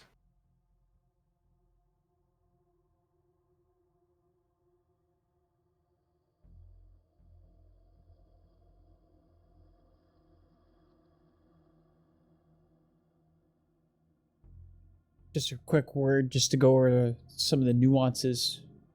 Charlie, for the audience, like, so Charlie operates a private company, and that his statement is actually true. He doesn't organize blood drives. He has basically is made deals to assess it or to help, and uses the lab equipment for testing, storage, and part of the deal of that is on his end that he gets to research and experiment with new methods and so forth things. The actual blood donations and blood drives are carried out by an army of nurses and doctors and medical staff at the hospital, or in not only St. Peregrine's but also in the various places surrounding in the medical infrastructure.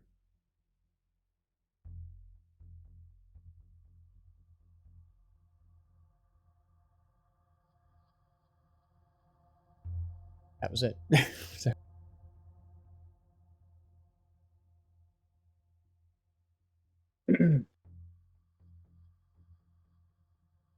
Let's go get a cat. You really sold on that idea to get a cat. I might get 2 What kind of cats? pound cats. Well, I understand that, but I mean, are you looking for like long hair, short hair, what? It doesn't matter.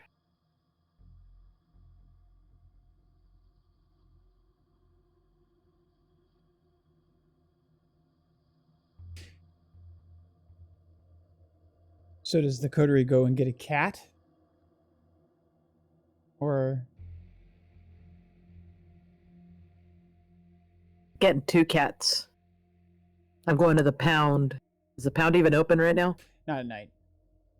Okay, I'm gonna go find a stray cat. Okay.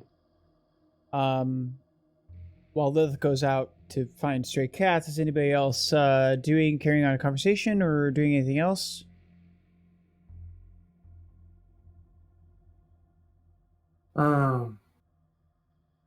I remember, what's his name? Grayson. He was talking about after drinking Betty, how he had that fire. Now I don't know for sure, but I'm gonna start looking into that, because if people are tainting with the folks that are going out, willingly on their own, and something untoward's happening to them, that ain't right. You So, worked for whoever did that? I don't know even if anything was done. I was just a driver. You work for the people that deliver blood? I do, but I don't. I'm really low on the totem pole. I get called randomly to pick up and deliver. I'm not set on a schedule. Nothing like that. So I just went on a random call, happened to have Betty with me, and we ran into Grayson. Happened to have Betty with you? Betty had been sent out to do her job. Then you delivered her to Grayson. Yeah. And then Grayson said that when he drank her blood, it felt like she was burning. And I don't know anything about that. He said something that she was on the juice. Does that ring a bell to you? That means nothing to me. That literally means nothing to me. You never heard of juice or anything like that? If I hear juice, it's anabolic steroids. It's not something that's gonna make a vampire go all fucking killer spree. I mean, who knows? That's fair. Can I do an insight check on Herkermer? In this case, what I would like to do, so we don't establish a precedent of people getting in combating roles with each other. What I would like to do. I'm just trying to see, because like I noticed yes change, but like would it be obvious to Hannibal, or would it be something that Herkermer could hide very well, right? You know, that sort of I would thing, like right? for you to compare your insight pool that you would like to use, desired insight pool, and then for Herkermer, he doesn't have to declare which one it is, but he either has the choice of having resolve composure to not look suspect, you know, to display honest intentions, or composure or manipulation subterfuge if they're lying or being deceitful or trying to avoid topics. You don't have to. Once again, Herkermer does not have to declare which pool he is using until the two have been compared, and then I'll leave it up to Herkermer to describe not only what pool that they're using, but whether or not what you see. How about that? Sure. Okay. I'm good with that. Okay. Well, the pool I have is 5. Okay. And Hannibal? And what was my required pool to use? Insight plus. In this case, it's a kind of a social situation. I would be fine with either. You're not trying to elicit in a social manner any truths out of him. You're just kind of observing. Being aware of him. Paying. Yeah, I would say it's definitely wits and insight. How he specifically is responding. Yeah, I would say it's definitely wits insight. Okay. Mm-hmm.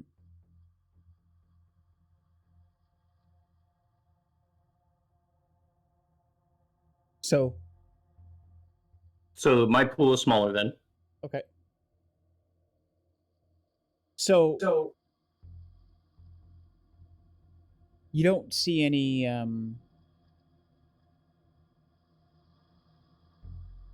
dishonesty, evasiveness, or anything like that. It's up to Herkermer whether or not he thinks he would be. Oh no, there's no deceit. This is like Okay. full palms open. Okay. You know, fully open conversation, having with everybody not knowing anything. Sure. I can see about maybe, well, I was gonna say test Betty's blood to see if she had any sort of drugs in her system, but I got some equipment back at my place. I don't know how well it would be at testing for particular stuff. I do have experience with things being put in blood that make the experience much better for those that have it. Maybe we But can that just wasn't But that wasn't connected with anybody connected with Betty. maybe we should just talk to Betty. Who do you know that puts things in blood? My friend Desmond. I bet you Smokes does it. Well, yeah, smokes has drugs in the blood. Like, that's pretty obvious. Well, because Desmond and I, we work on making using blood in a way that creates effects. Like when I took the baseball bat from the guy down in the cave.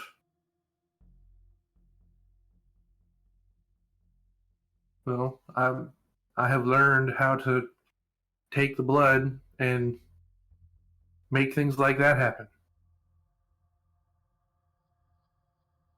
Like currently, I'm trying to work on how you see in the dark, and he points it at Lillith.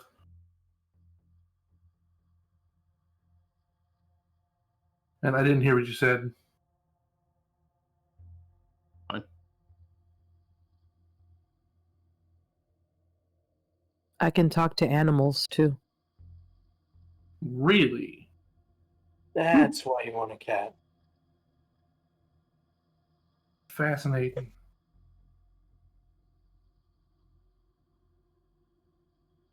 Like, does it come out as English or? It's more of a thought, impressions, visuals.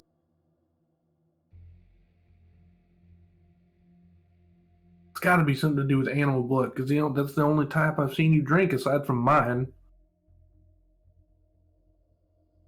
And Herkermer just kind of looks down at his arm. You drank his blood? Well, it was either his arm or it was Betty. I was frenzied.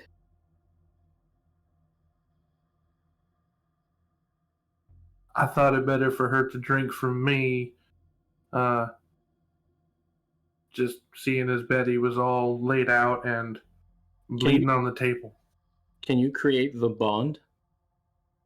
What's that?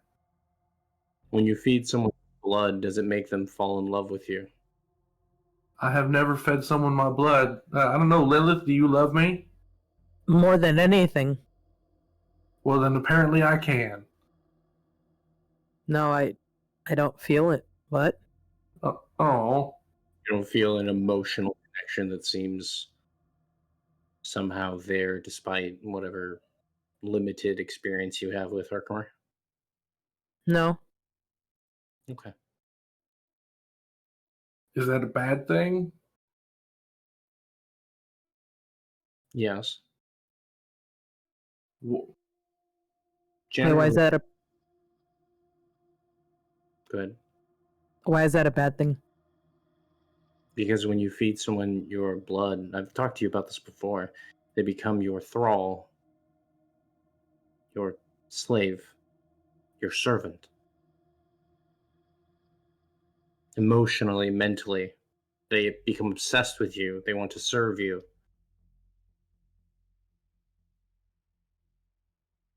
I don't necessarily think I would want someone like that if I could make someone like that. That's why I was asking, because I didn't know if you could bond people.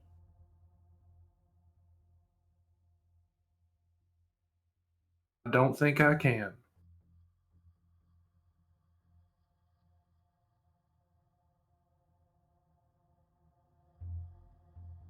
Well. And So, Cat? Sure. Yay, Cat. Okay. So you're looking for a cat. I am looking for a cat. I am walking outside and I'm looking around at the trees. I'm just wandering around the neighborhood and I'm pss everywhere. Go ahead and give me a wits animal kin.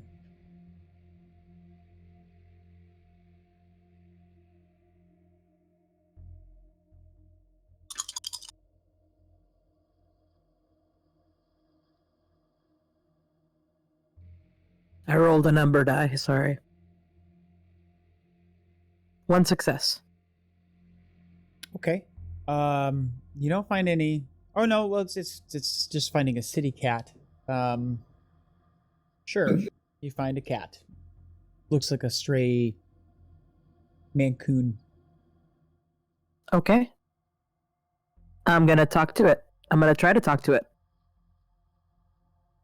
So you're gonna stare at it deeply into its eyes. I am. I'm gonna pss, pss, pss, pss, and then talk to it. I suppose you have your sheet pulled up, correct? I could. Yes. Yes. Okay. So, how many dots of animalism do you have? 1. Or however many you gave me. Hey, look.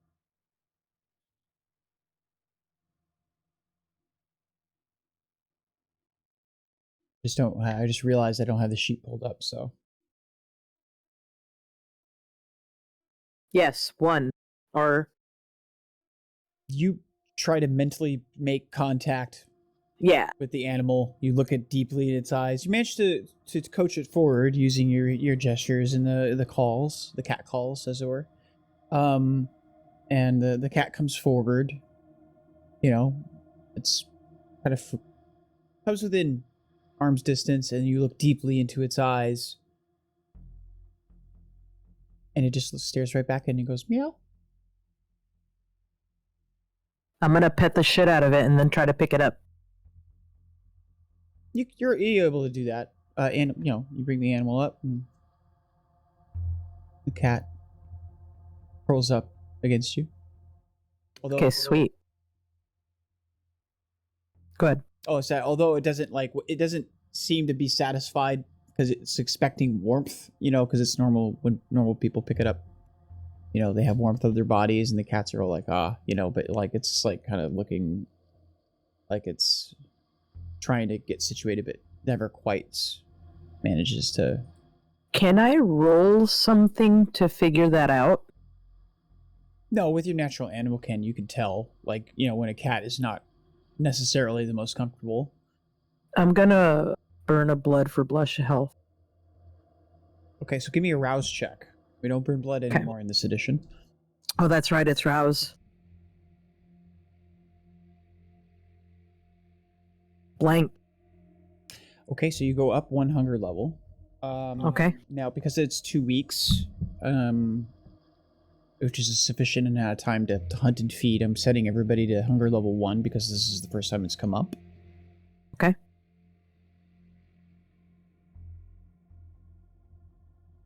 I would willingly be at hunger level 2 because it's much harder for me to feed. That's fine. That's perfectly fine. So, you are now at hunger level 2, Lillith. I was rolling as if I was 2 anyway.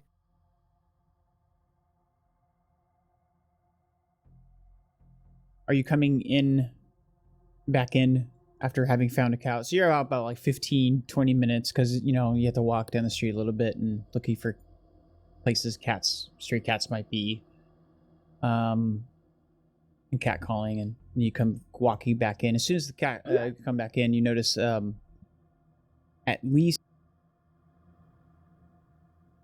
excuse me, at least with Charlie and Hannibal. I don't have my sheets pulled up, so unless Herkermer has animalism, I forget. I don't think you do. So, you notice the cat is immediately like does not seem to like them. Like it's like sort of hissing. If you try to bring the cat closer to them, the cat will very obviously become upset and try to recoil. No, I'm taking the cat away from them, and I'm looking for a spot that's open that could potentially be my spot. Yeah, we could say that when you guys arranged the Coterie Haven, that you guys each arranged your own, sort of quarters. A space down in the basement area. So, yeah. Okay, so I'll put my cat in my spot away from the big bad men. Sure. You notice as Charlie had left to go upstairs, the phone on the downstairs starts ringing. The like little office telephone or whatever starts ringing. I'll go answer it. You pick it up, and Yep. there is a female voice on the other side of the thing, or on the other side of the line. Hello, is it, excuse me, is this I'm trying to reach Mr. Charlie Allsun? Yeah. Can I tell him who's calling? Oh yes, this is the St. Peregrine's administrative department. There seems to be an issue with his in his lab. There was some sort of break-in. Okay. I will. Do you need to talk to him, or do you just need me to let him know? If he's present, is he present? He is. Hold on 1 second, please. Is there a hold button or anything? Yes, but you look at the phone. How many dots of technology do you have? Do you have at least 2 dots? No, I have one. Because the office telephones are extremely complicated, like how they work. So you look at it and you're like, Hold on 1 second. So I'm gonna put the receiver down, and then I'm gonna scream at the top of my lungs, Charlie! Phone!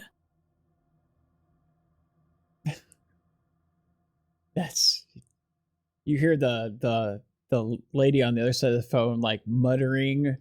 You can't quite catch like she's cupping the phone. It's like, oh my god, these people are totally yelling. This is so unprofessional. Yes, Herkermer. I just wanted to say, I do happen to have 2 dots in technology, so, like, very slowly and kind of obviously, I reach over and I just push the hold button. Are you in the basement with me? I mean, well, I don't know. I thought it was a community phone. No, it was down in the basement when I came down to put the cat down. It's in the common space with everybody else. I should have been more Oh, clear. okay. I apologize. There was a line that was put in just to, in case people needed to call out or something. Although it's worth noting that when it was set up, the line was put in by, somebody without knowledge of what the renovations were going on. Like, so it wasn't necessarily a legitimate line. If there's like no records of the line being put in with a service or anything like that, it was kind of like a DIY job. He comes back downstairs. There's Hello? somebody. Yeah, somebody broke into your lab. Oh, fuck. Phone. He'll rush down and grab the phone.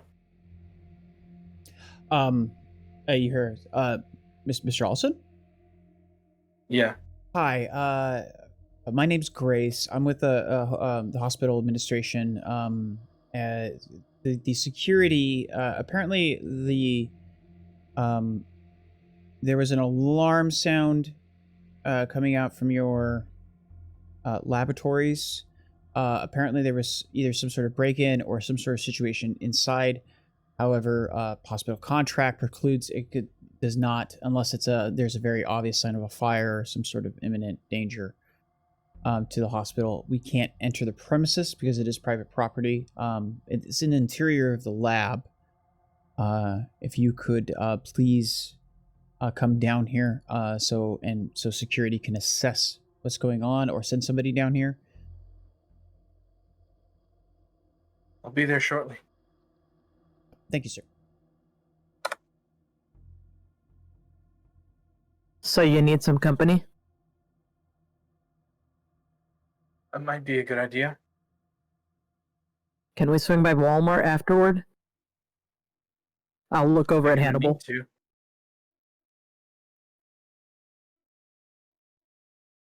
I'll look over at Hannibal.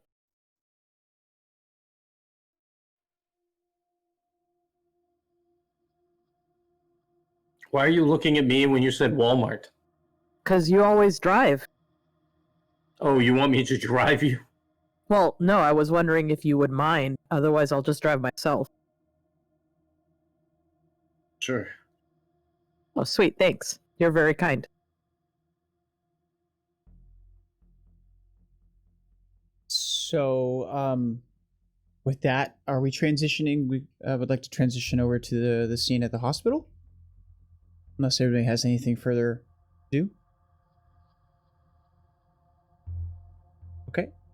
So, you guys all get in your car, Hannibal driving, of course, and drive over to the hospital. You park at your downstairs, the downstairs loading dock area, right next to your company van, unlike where you normally park upstairs. And you go up, you lead the others in, or is everybody going in, or is there some people stay in the car? What's going on?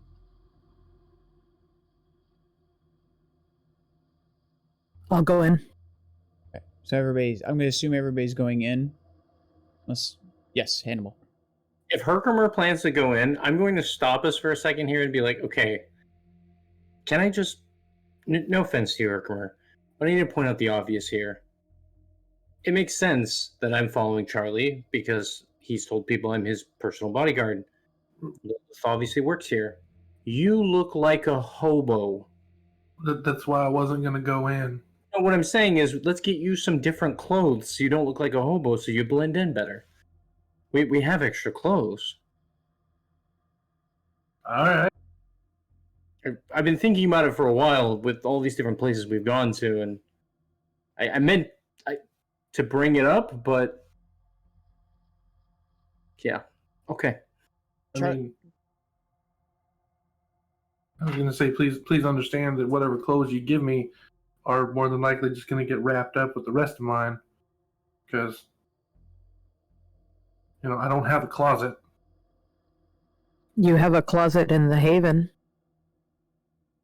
Yeah, there's a room for you now, so you don't need to live the way you've been living.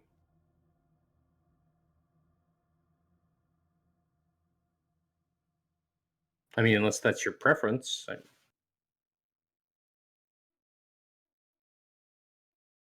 Can't say it's my preference.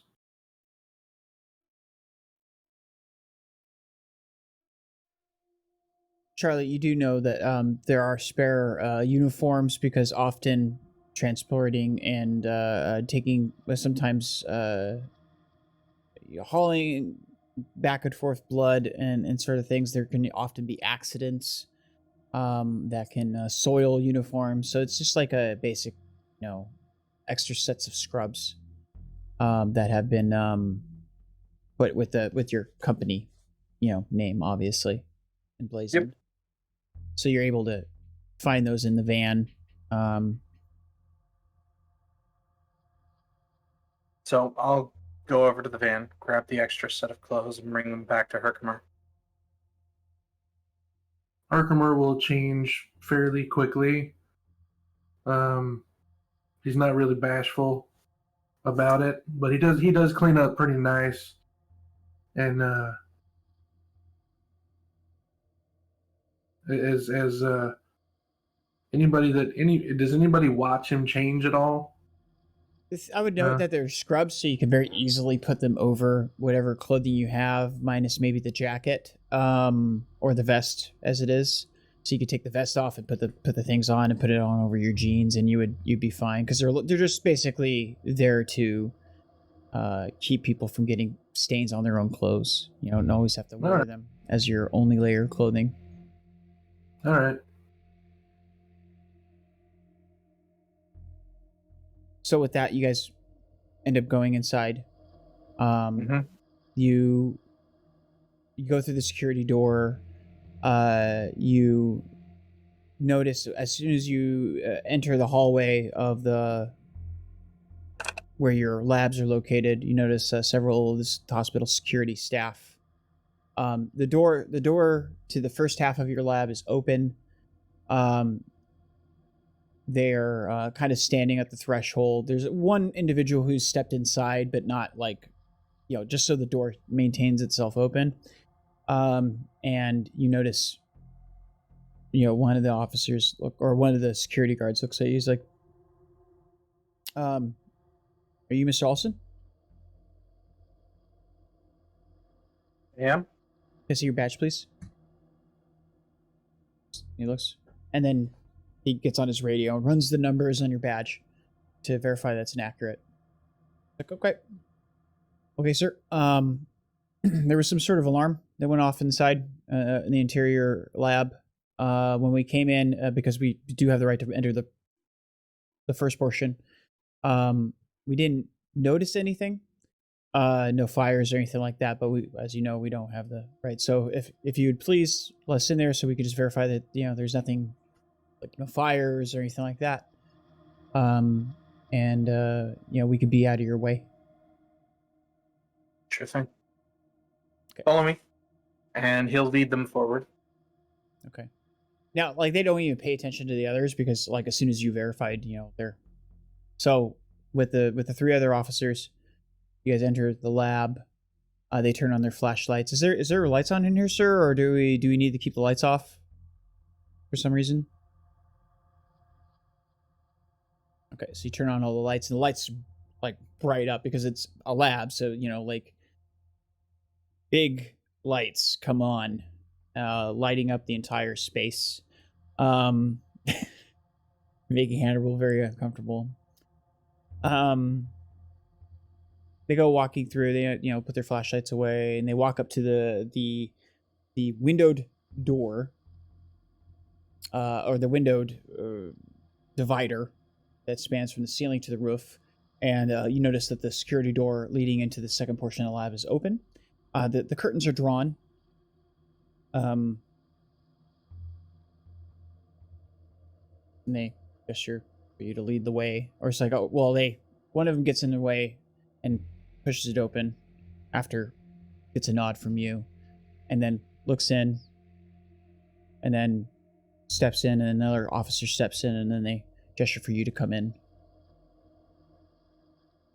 I'll go in.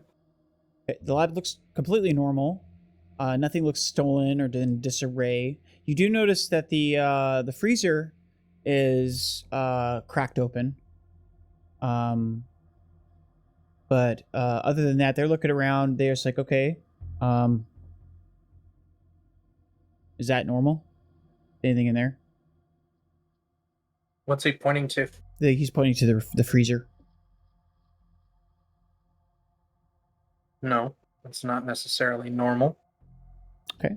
And one of the officers goes up and opens the thing. He's like, oh my God. He's like, get somebody down here. And you notice him run in, duck into the freezer quickly with two other individuals. And you hear, are you okay, miss? Are you okay? When you approach, all of you kind of at the same time, you notice that the security are going into their routine training of helping individuals that are wounded, because you see lying on the floor in a pool of her own blood, the form of Amy in her lab coat. She looks like she has suffered some sort of head wound.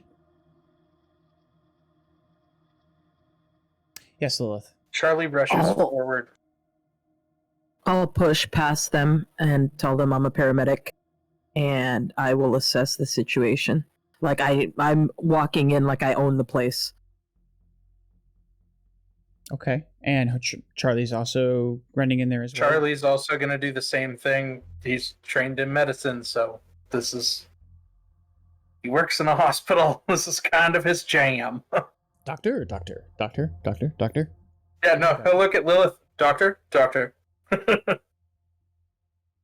You, okay, so we're going to go ahead and, I don't want to get in a battle of who's the better doctor here, but we're going to choose Lillith, and you're going to say that you're assisting her? Yeah. No, Lilith's going to be the better doctor. She went to medical school. Yeah, I'll assist Lilith's effort. She's used to this portion of things. Can I double assist? I would be willing to add a second die. Yeah, sure. So up to 2 dice to your pool. And your difficulty is going to be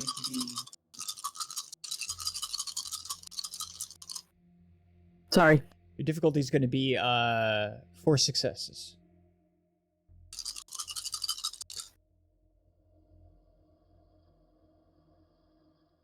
I got 5 and a skull.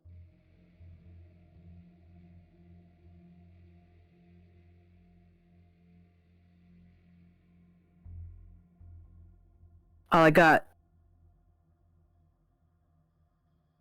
that.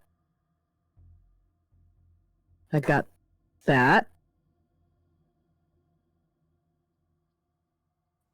No, that's a I got that. And then I got the skull. The skull only matters when you fail, by the way. Okay. Okay. So you go in with the help of Charlie and Herkermer, who also seems to surprisingly have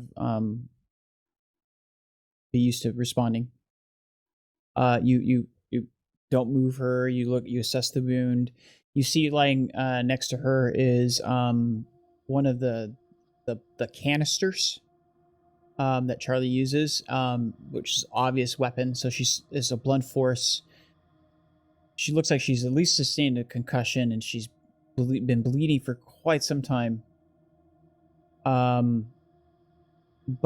and the cold, you do manage to stabilize her. You they bring a stretcher in. You go to treating the wound, making sure with the handed supplies that are around in the laboratory are able to give her a saline drip and move her onto the gurney where they can move her out. She's been unconscious certainly, but she doesn't seem like she's going to die, and you manage to stop the bleeding. And of course, with there's enough blood there to replace the blood that she's lost. So at some point, the other medical staff come in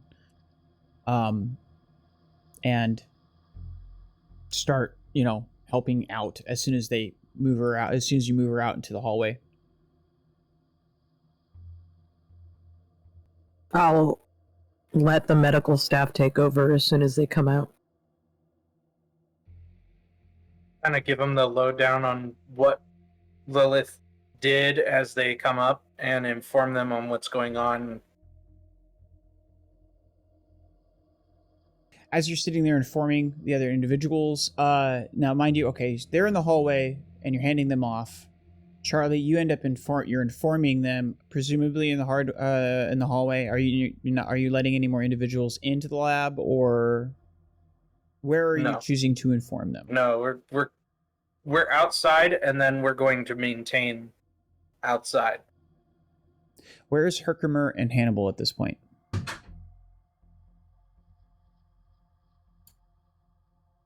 Hannibal's still inside the freezer.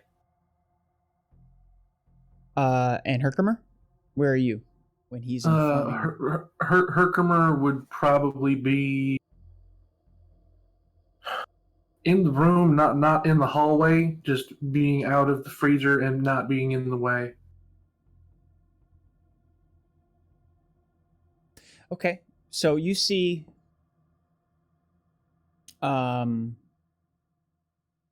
as they're as he's informing them, as they start to take her up, and the staff is basically the people who are taking care of her are leaving, and the person who's taking the report of what happened, the officer, he's writing all that kind of stuff as he's starting to go and coordinate with other people. You notice a red-haired short woman with long red hair that you know, Charlie, come walking down the hallway. She looks like she's dressed pretty nice. Like going out to a club or a bar, and she's like, "Oh my god, what's going on?" You recognize the form of Devaney. Herkermer, you do see her, and Lillith, you do see a red-haired woman who's dressed pretty nicely, and she's speaking directly to Charlie. She comes running up. What the hell's going on? I'm down. We had a break-in. Amy was assaulted, but we managed to stabilize her, and now they're taking her up for further treatment. Like, you had a break-in and somebody, like, who wants to steal blood? He kind of grimaces a little bit and then kind of gives her like a knowing, just like,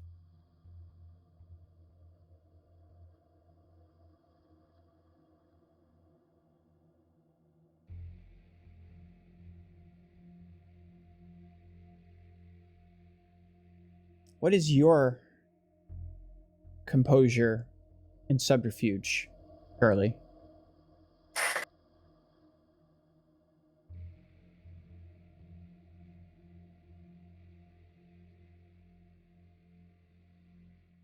five. And Lilith and Herkermer, do you have a wits insight pool that exceeds that?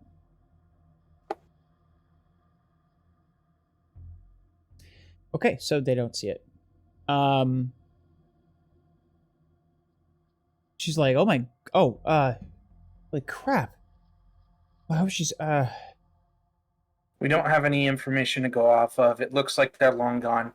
She'd been in there for a while. We're lucky to have stabilized her, but we did manage to stabilize Amy. Okay. Honestly, I'm just glad she's okay. I'm glad she's okay too. I mean, she's so nice. We've been going on dates. Okay, well, champ, you. And she kind of like looks at Lilith and Herkimer, like suddenly conscious of other people in the room. Yes, Hannibal. I'm watching from the other room for a moment. Would I have noticed anything with awareness? Yeah, you would have seen some sort of exchange. I would say it's not distinct enough because you weren't close, but you do see like and obviously you can hear because Devaney is not very quiet of a person. She speaks in a very loud volume when she speaks and with fervor. So you do hear like the at least the conversation from her end, and you look over and then you kind of see something exchanges between Charlie and her. You're not sure what. Oh, okay. So it's more of an insight thing. Okay. Yeah. Oh. You do notice that there is an exchange that is kind of not a non-verbal communication.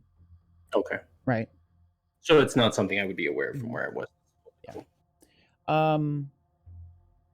She's like, okay, well, you take a champ. They're not gonna let me up there, are they? I'm not kin or related.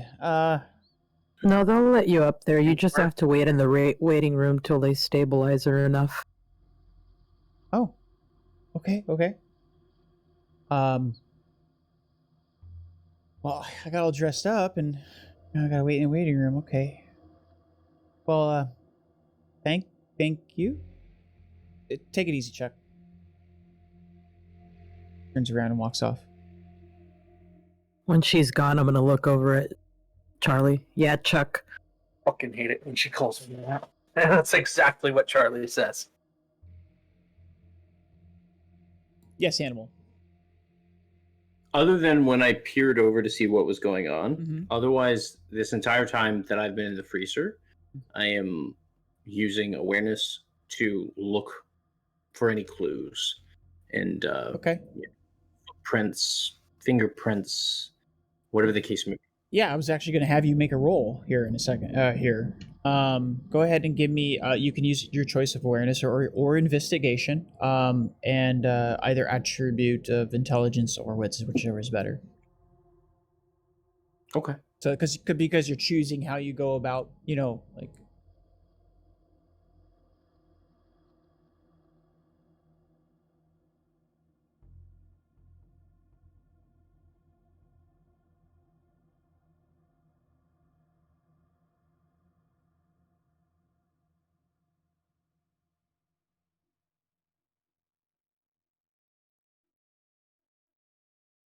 That is 4 successes. Okay. You look around the room. You're a very perceptive person. You notice that obviously they have taken the weapon, as it were, and sealed it up in an evidence bag while the police arrive. There's no officers in there. And they almost look at you strangely for a second, and then one of them says, "Oh, that's the security. They're probably going to want to look around too." And the guy says, "Just don't mess with too much stuff." And they kind of turn their attention away from you while they're just more or less kind of gathering up what there is of that they have brought in and leaving themselves to post up outside in the hallway. That gives you enough time. You look around, you see that there is some of the racks and the containers are fallen down, but not in a way that would have hit her or struck her. Based upon where the position of the body is, it's probably where she was standing when she was struck. You do notice that she that the door, she was facing away from the door right when you came in, because I'm also kind of clumping this in with what you noticed when you came in. Like her body was, so the person came up from behind her. There's nothing stolen. All the things look accounted. You look over the manifest and everything like that. Nothing looks like it's been taken by what you can see of the inventory. And what else would you see? Because you got like a margin of 2. I would say that you do see you see a small vial that looks very out of place. It looks like an old style vial, like you would, like a beaker vial, but not one that you would find here, which are higher end, more quality. This looks like something you would buy in like with a chemistry set, and has some sort of floating weird bluish substance in it. Just very very tiny bit. Does it seem similar to anything I've seen before?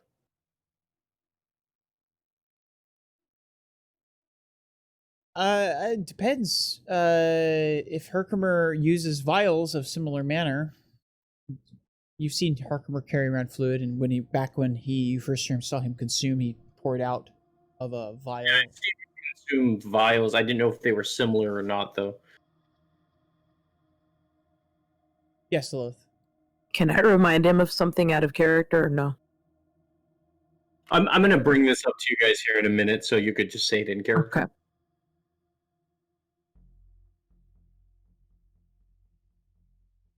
Is there anything else, Doug? No, that's more or less. It seemed like you were able to piece together the person entered in. It looks like there was nothing stolen. She was facing away.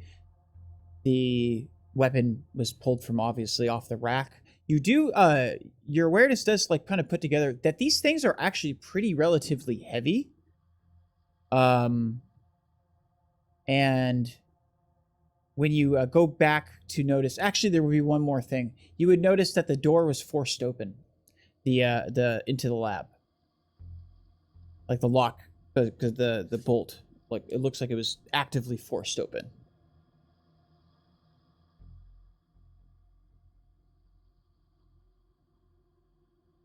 Like it was broken with a tool, or like... You don't see the marks of any tools, like any crowbars or anything like that. You see the bolt basically has busted through the casing, which is a metal casing, and it's warped, as though some extreme amount of pressure was applied against that point.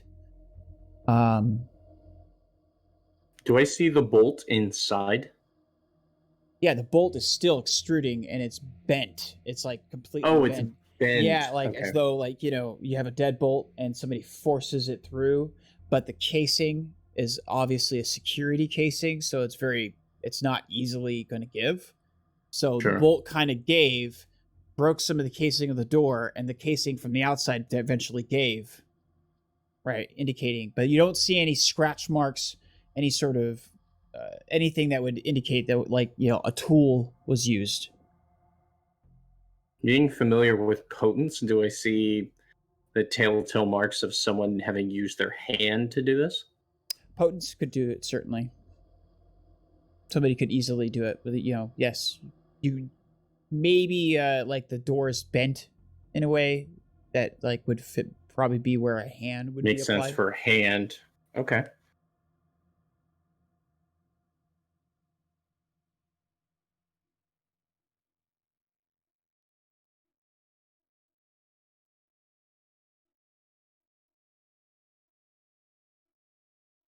I'll head to the group. Okay.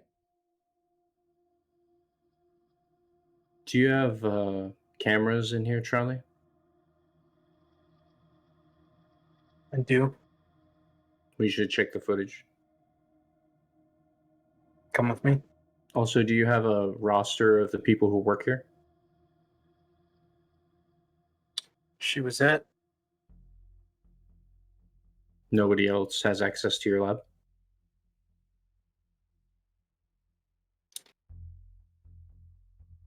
Have openings, but the need to maintain some privacy kind of warrants less faculty. Okay. I'll show you over to the records. So we go back to the desk in the computer and log in and go Okay. to the camera. Okay. You notice you see footage of Amy going around doing various lab work with the machines. The machines often run at night too, sometimes, and she goes around and she's doing her duties. She enters the cooler, presumably to take some sort of inventory, as would be normal. Through the entrance, you notice that the exterior entrance opens as though a key card had opened it. Like, you see the little green light, the red to green sort of.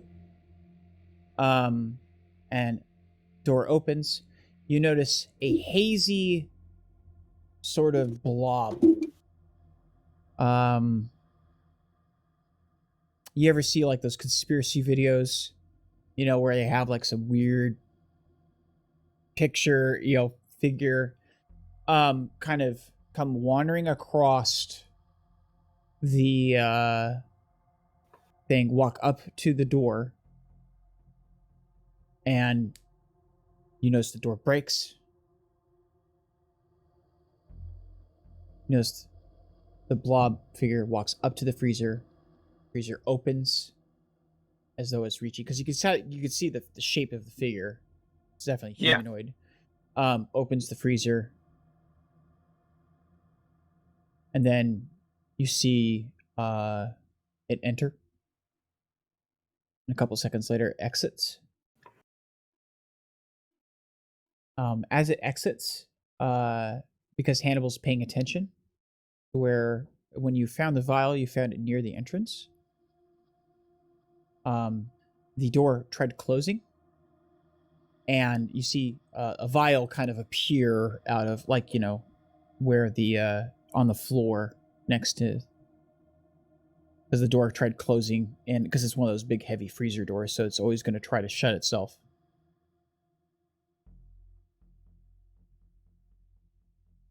And the person. Do we see the figure carrying anything out?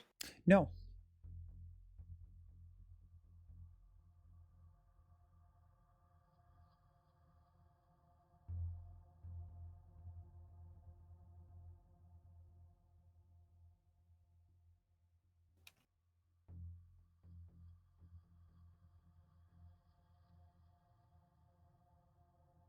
Is anybody else doing anything while Charlie's reviewing these tapes and looking at it? I mean, I assume all you are looking at that, but Is there anything else, a particular note that you guys want to ask about the tapes or do while this is going on? Do we see what happened to Amy? No, unfortunately, there's no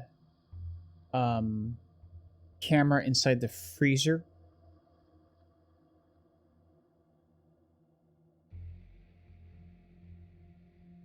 There's cameras all around the lab.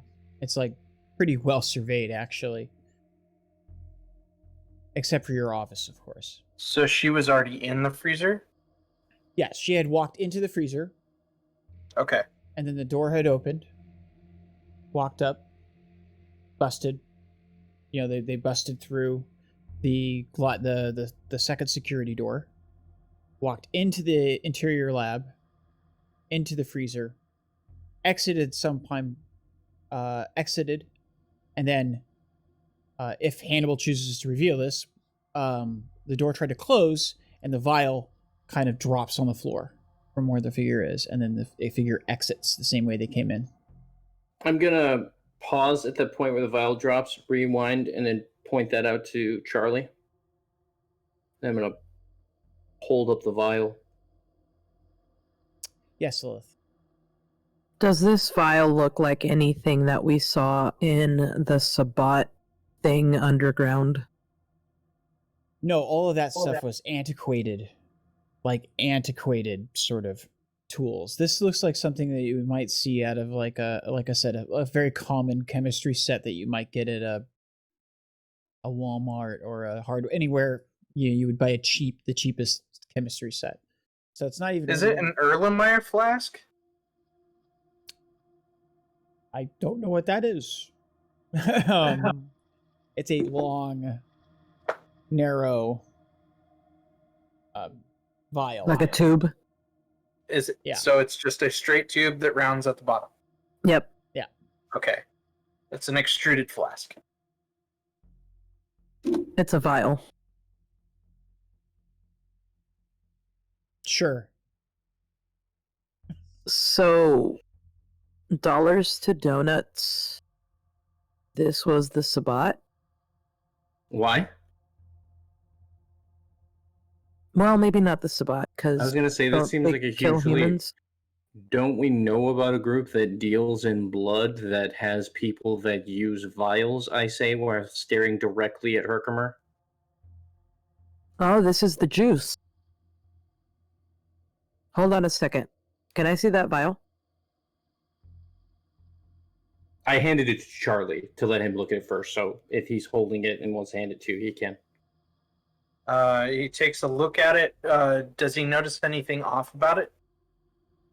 It has a very tiny trace amount of some sort of bluish liquid in it. So for Lilith, he will say, hold on just a second. And he will pull out a swab kit.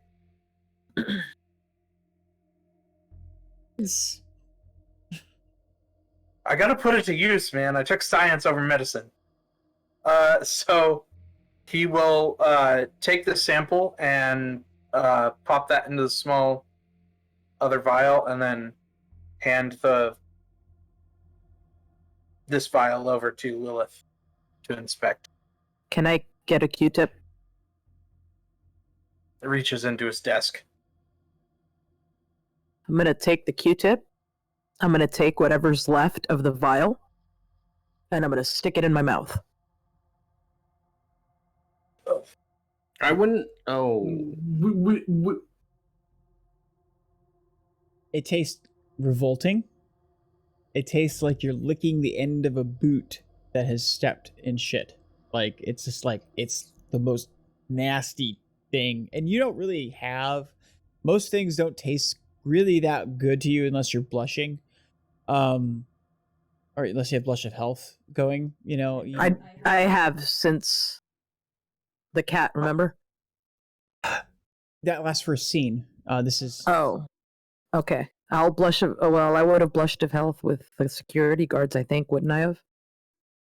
You didn't necessarily need to. The only time you really need to blush of health is to use phones. Oh, okay. If somebody's observing you, they may have a chance to notice that your pallid skin, you're not breathing, those sorts of things. But they weren't really necessarily paying attention to you with everything going on, so you didn't necessarily.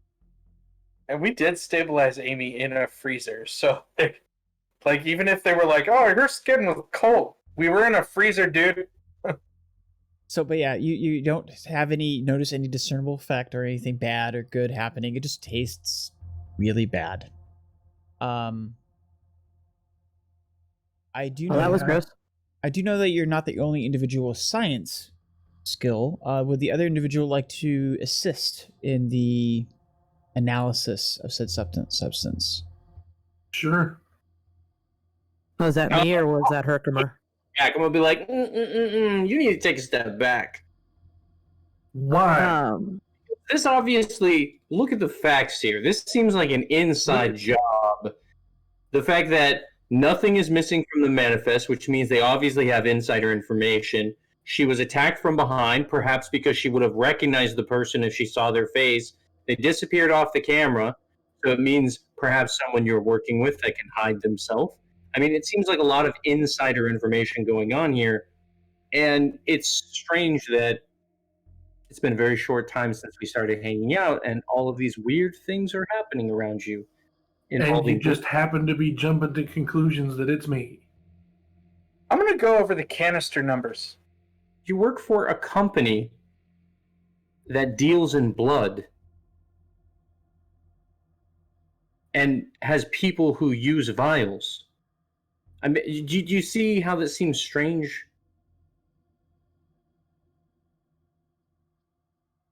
Maybe it was Desmond. Who's Desmond? How would Desmond have insider information unless someone was giving it to them? Charlie said he doesn't have anyone else on his faculty list, and look at what's going on. And I'll start showing them in the manifest that nothing's missing, which means obviously someone had to have known what was on the manifest and what wasn't. And like all these sort of like insider things that it seems to me like only a person who's familiar with the proceedings going on here would actually know to avoid, or at least perhaps that's my perspective on them, right? I don't actually know what goes on in here very much. I'm not in this hospital very much anymore. It's been. You said you used to work here. Yeah, I used to work here. Long time ago. You were involved with Betty? I mean, just seems like the weird things are stacking up with this weird company. Look, I don't. It's the vial is the weird one. Are Well, you the if only we're gonna- person? May I see the vial? I want to smell it. And give it up and take it a whiff. If there was blood in there, I would like to try and determine the resonance of said blood. Sure. Let's do 2 rolls here because we have our science roll, and Charlie also wanted to go over the manifest for something. I just didn't want to interrupt because of the, interesting conversation. Yes, Lilith. Go ahead and give me at least Charlie can add 1 die before Lilith's assistance because there was some date. So go ahead and give me your science test. You are using intelligence and science in this case. Charlie is, yes, and then he's going to add 1 die. The analysis, because of the amount of equipment, I'm going to say the types of equipment in here are geared towards that end, is actually going to be extremely easy for you. It's going to be 2 successes. Oh yeah, all day long. I do need the total just for margin reasons. I'll tell you more. A higher margin. So I have 8 successes. Oh, okay, so you're able to analyze the ingredients that are in it. There's a lot of common household ingredients. There is trace amounts of blood. It looks you go through the analysis, basically, like it pulls it up immediately because it's a blood test. So essentially, like the analyzer that you used was basically a chemical analyzer that's normally for blood, and it's almost instantaneous. And it gives you all there's a laundry list of basically chemicals and things like that have been in there, but it's in there is a trace residue amounts of blood. Herkermer, go ahead and give me you're using your Bloodhound. Yes, I'm using Bloodhound.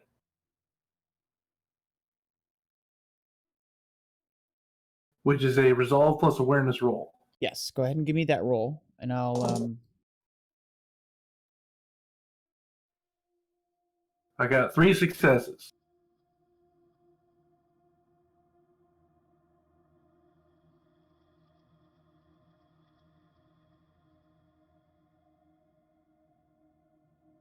Okay, you can determine that there was in fact melancholy blood used.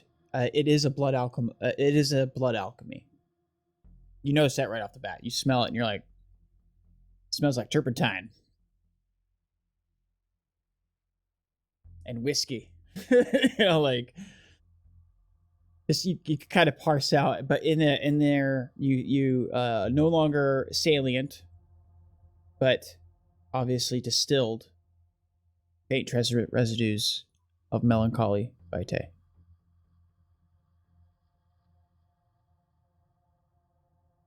Yes, Lil. Well, Is the amount of blood in there enough to bond me? No, it's like I said, a trace amount. well, whatever it is, Herkermer sets down the vial. It was somebody doing what I do. And there's only one other person that I know that I've ever discussed that with. Desmond. Desmond. But I have not told him anything about this place, and he'd have no reason to come in here and do anything like that, and I have no reason to do anything like that.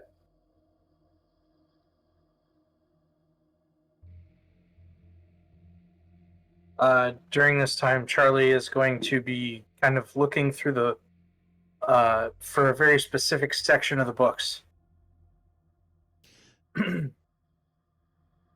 Okay. He wants to look for the sequential canister numbers.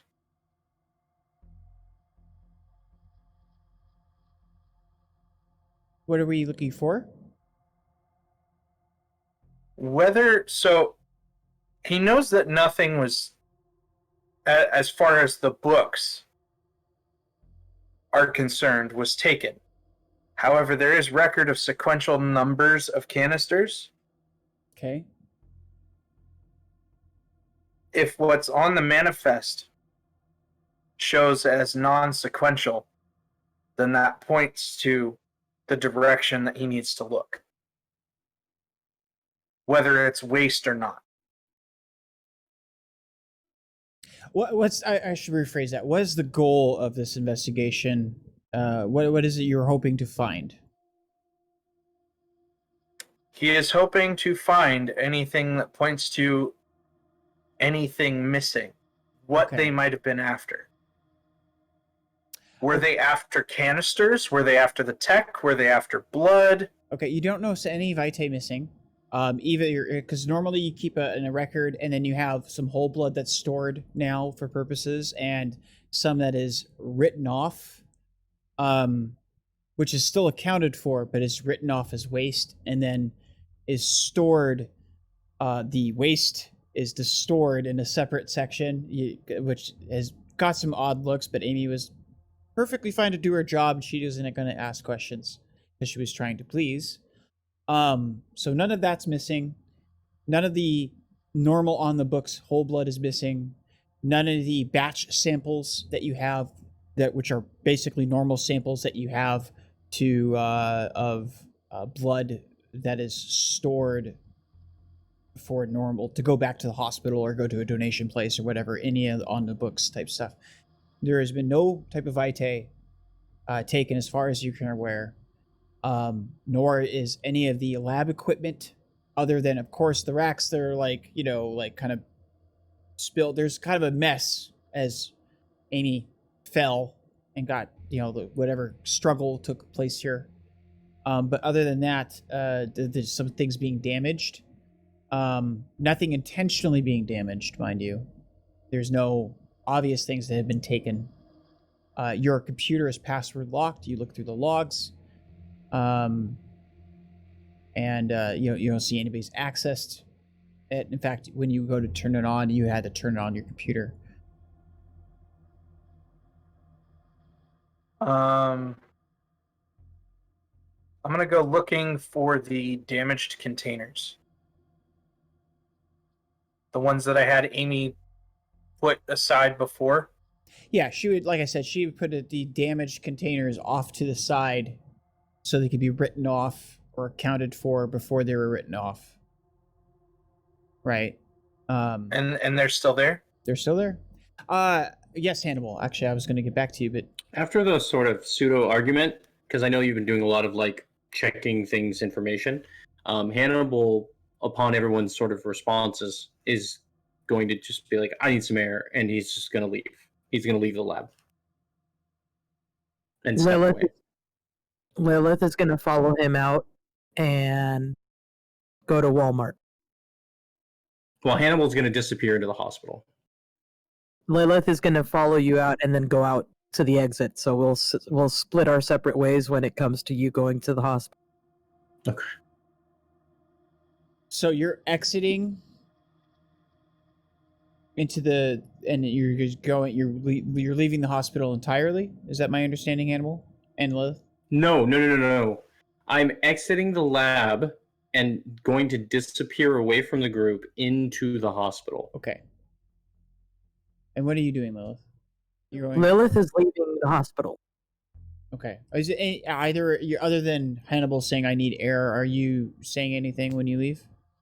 I'll meet you guys at the Haven. Okay.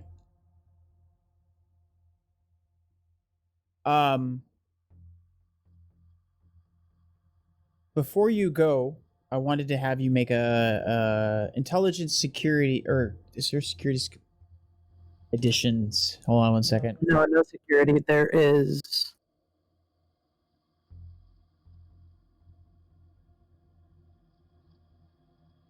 larceny. Yeah, there's larceny.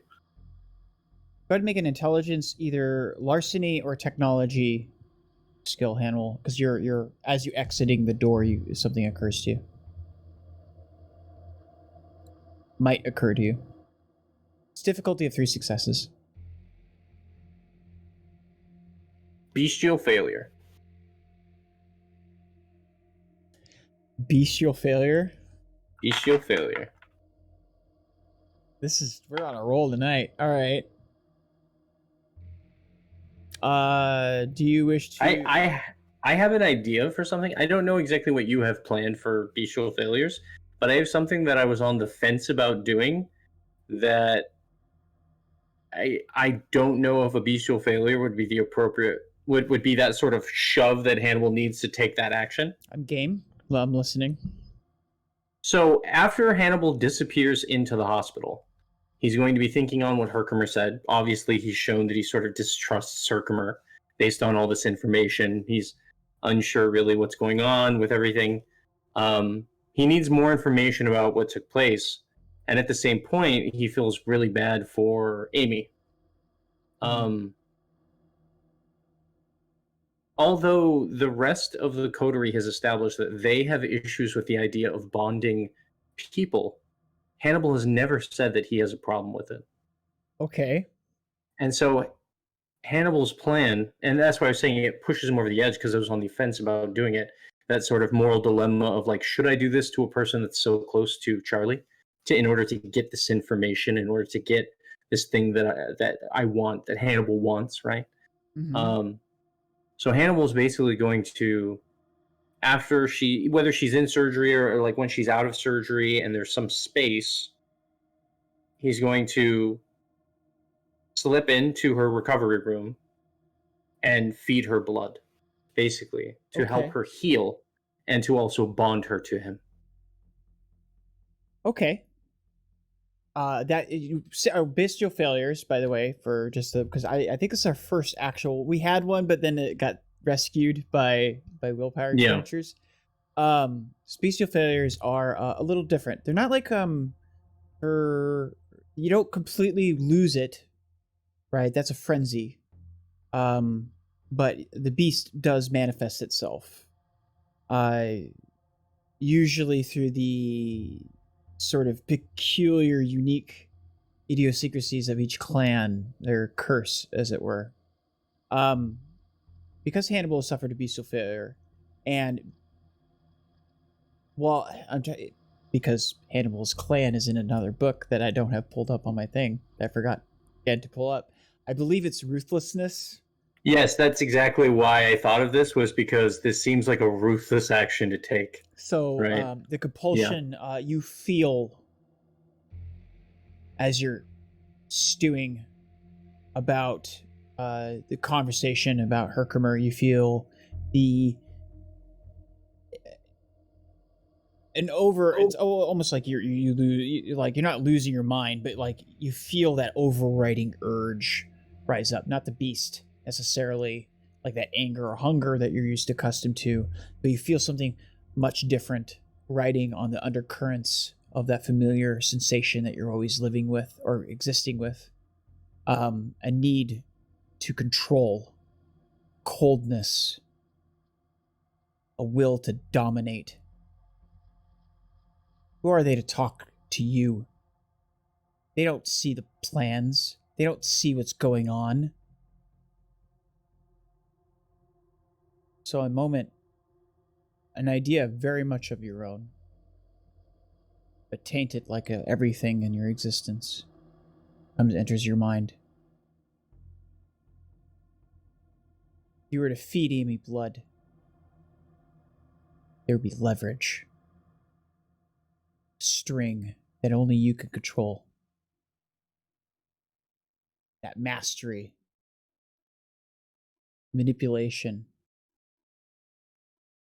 Gives you satisfaction as you find yourself wandering. Partially conscious. Like of conscious effort. But sometimes our conscious efforts kind of follow the will of their own. Driven by instinct. You find yourself going upstairs to locating her room. She's been admitted to the intensive care unit as her head trauma was severe. You see in the waiting area, you pass by Devaney, who doesn't see you. And she's kind of sitting there on her phone, looking rather frantic and worried. You pass into the hospital staff using the darkness as your friend. The intensive care unit at night is generally kept low. Only the lighting that is necessary for the hospital staff to get back and forth because individuals are sleeping. They need their rest. You see exiting the room and having a conversation down the hall. Slight, dark-skinned man who seems to be very physically built, but lean. He's wearing some sort of hospital uniform, like a lab uniform, like you would wear like a lab coat, but it scrubs. He's having hours like, what do you mean? Like, he seems to be speaking not in a way as a one professional talking to another professional, but more like a concerned person, a loved one speaking to the doctor. You don't catch the conversation because you're intent on your goal. You slip into her room. She's been stabilized. Her head's wrapped in gauze, lying there. She's been changed into a hospital gown.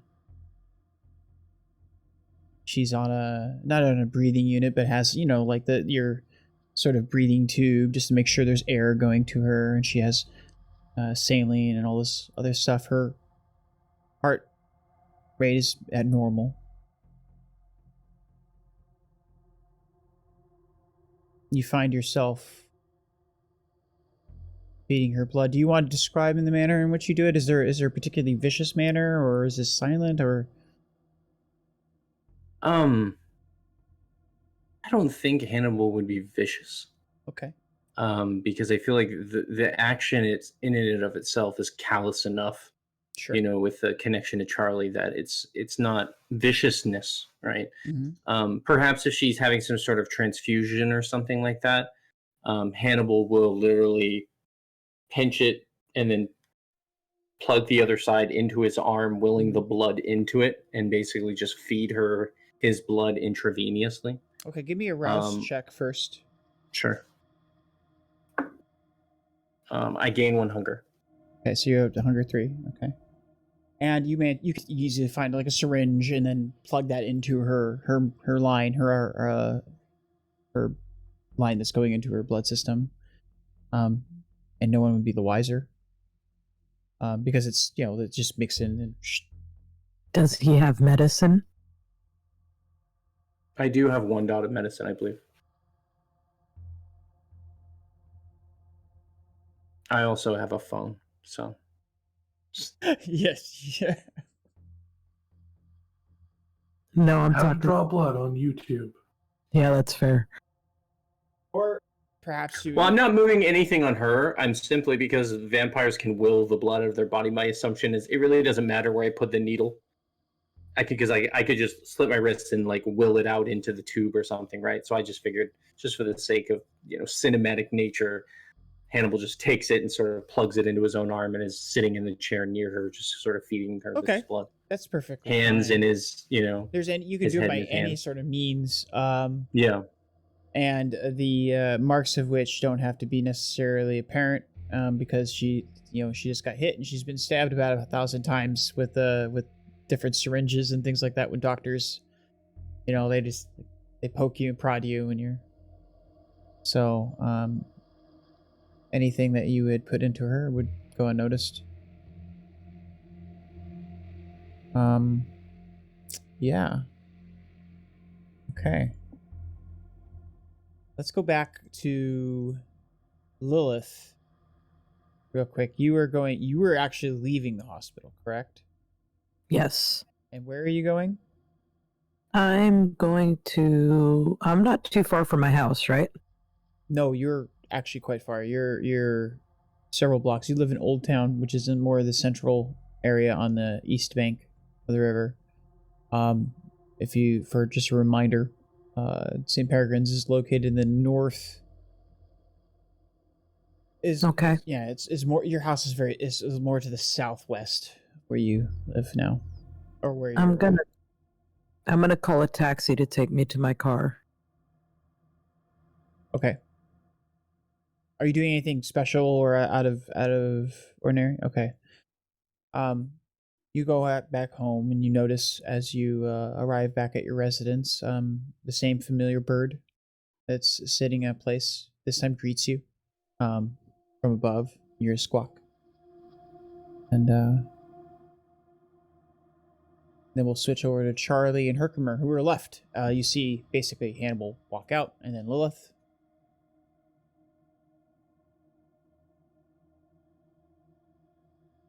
Charlie is still just kind of going over everything, looking over books, looking over materials.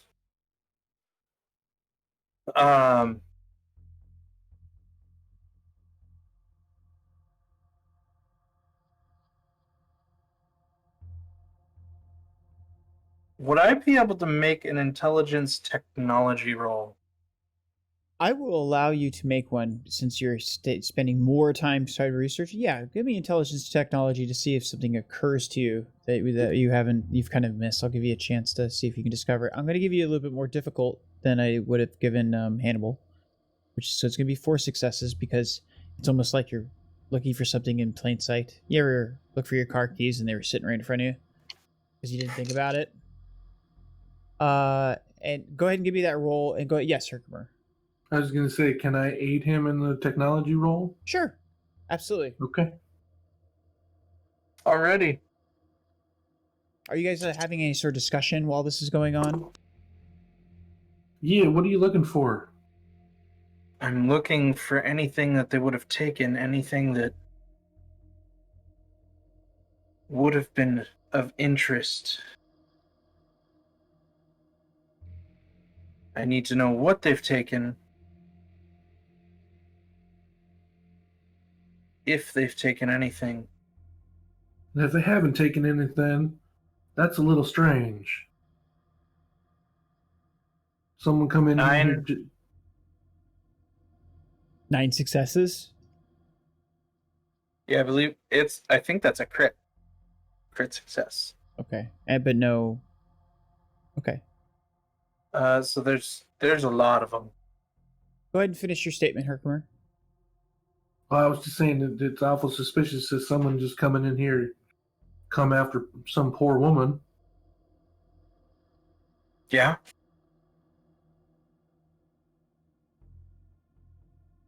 So what do you think? You buy Hannibal's story? Story about what? Me being some kind of conspiracy person, conspirator. Honestly, I can understand both sides of your perspectives. He is cautious, paranoid, understands that certain things line up, and I understand that you had no reason to even do this because you're a part of our coterie. And if you would have asked, I would have given it to you freely. So, Well, at least you ain't got your mind made up. as far as the circumstances, no, I don't think that you had a hand in this. Plus, I don't even know her. I mean, who is she? Who was she? Who is she?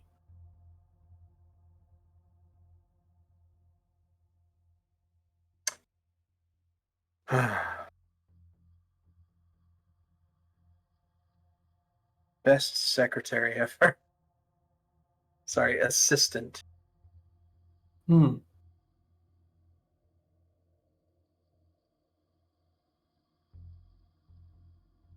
Yeah.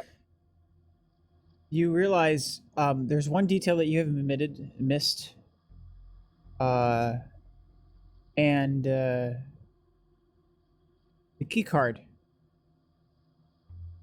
that was used to access the exterior security door. It was not a 4th century. The door was accessed by an RFD key card, much like you use. Which of course is logged with the hospital's computer system, which you can request access to, because in this case, obviously, you need to know who damaged your property. So I'll give them a quick ring up and ask for the info. Okay, and they give back to you the key card that was used is registered to one of the hospital staff, a Mitch Sloan. Mitch Sloan. He's an old friend of mine.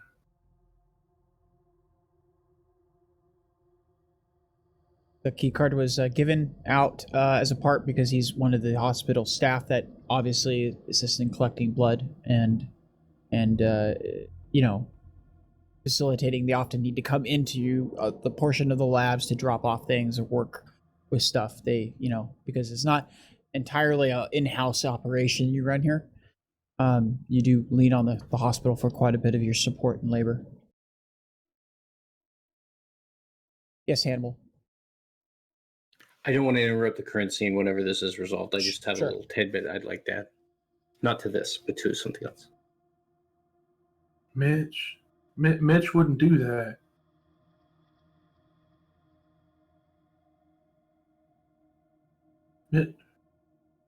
Mitch wouldn't hurt people. He's a good man.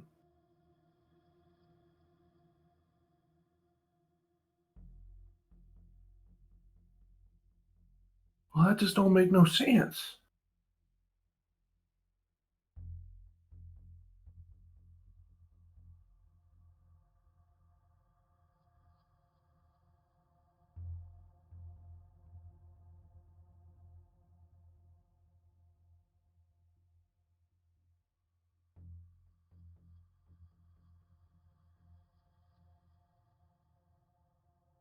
unless it's his girlfriend. But I highly doubt that anyone that would hook up with Mitch would be twisted. Is Mitch one of us? No, he's just a regular old dude. Anyone connected to him one of us? Other than you. I don't know who all he's connected to, except for me.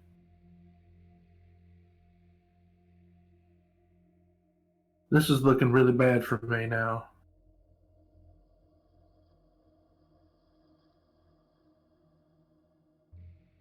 I didn't do this. Let's go ahead and get that one little tidbit from Hannibal.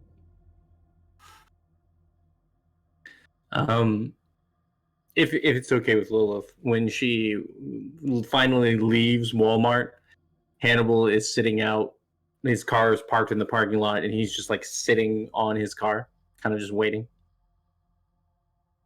She's got a cart full of cat trees and cat food and cat litter.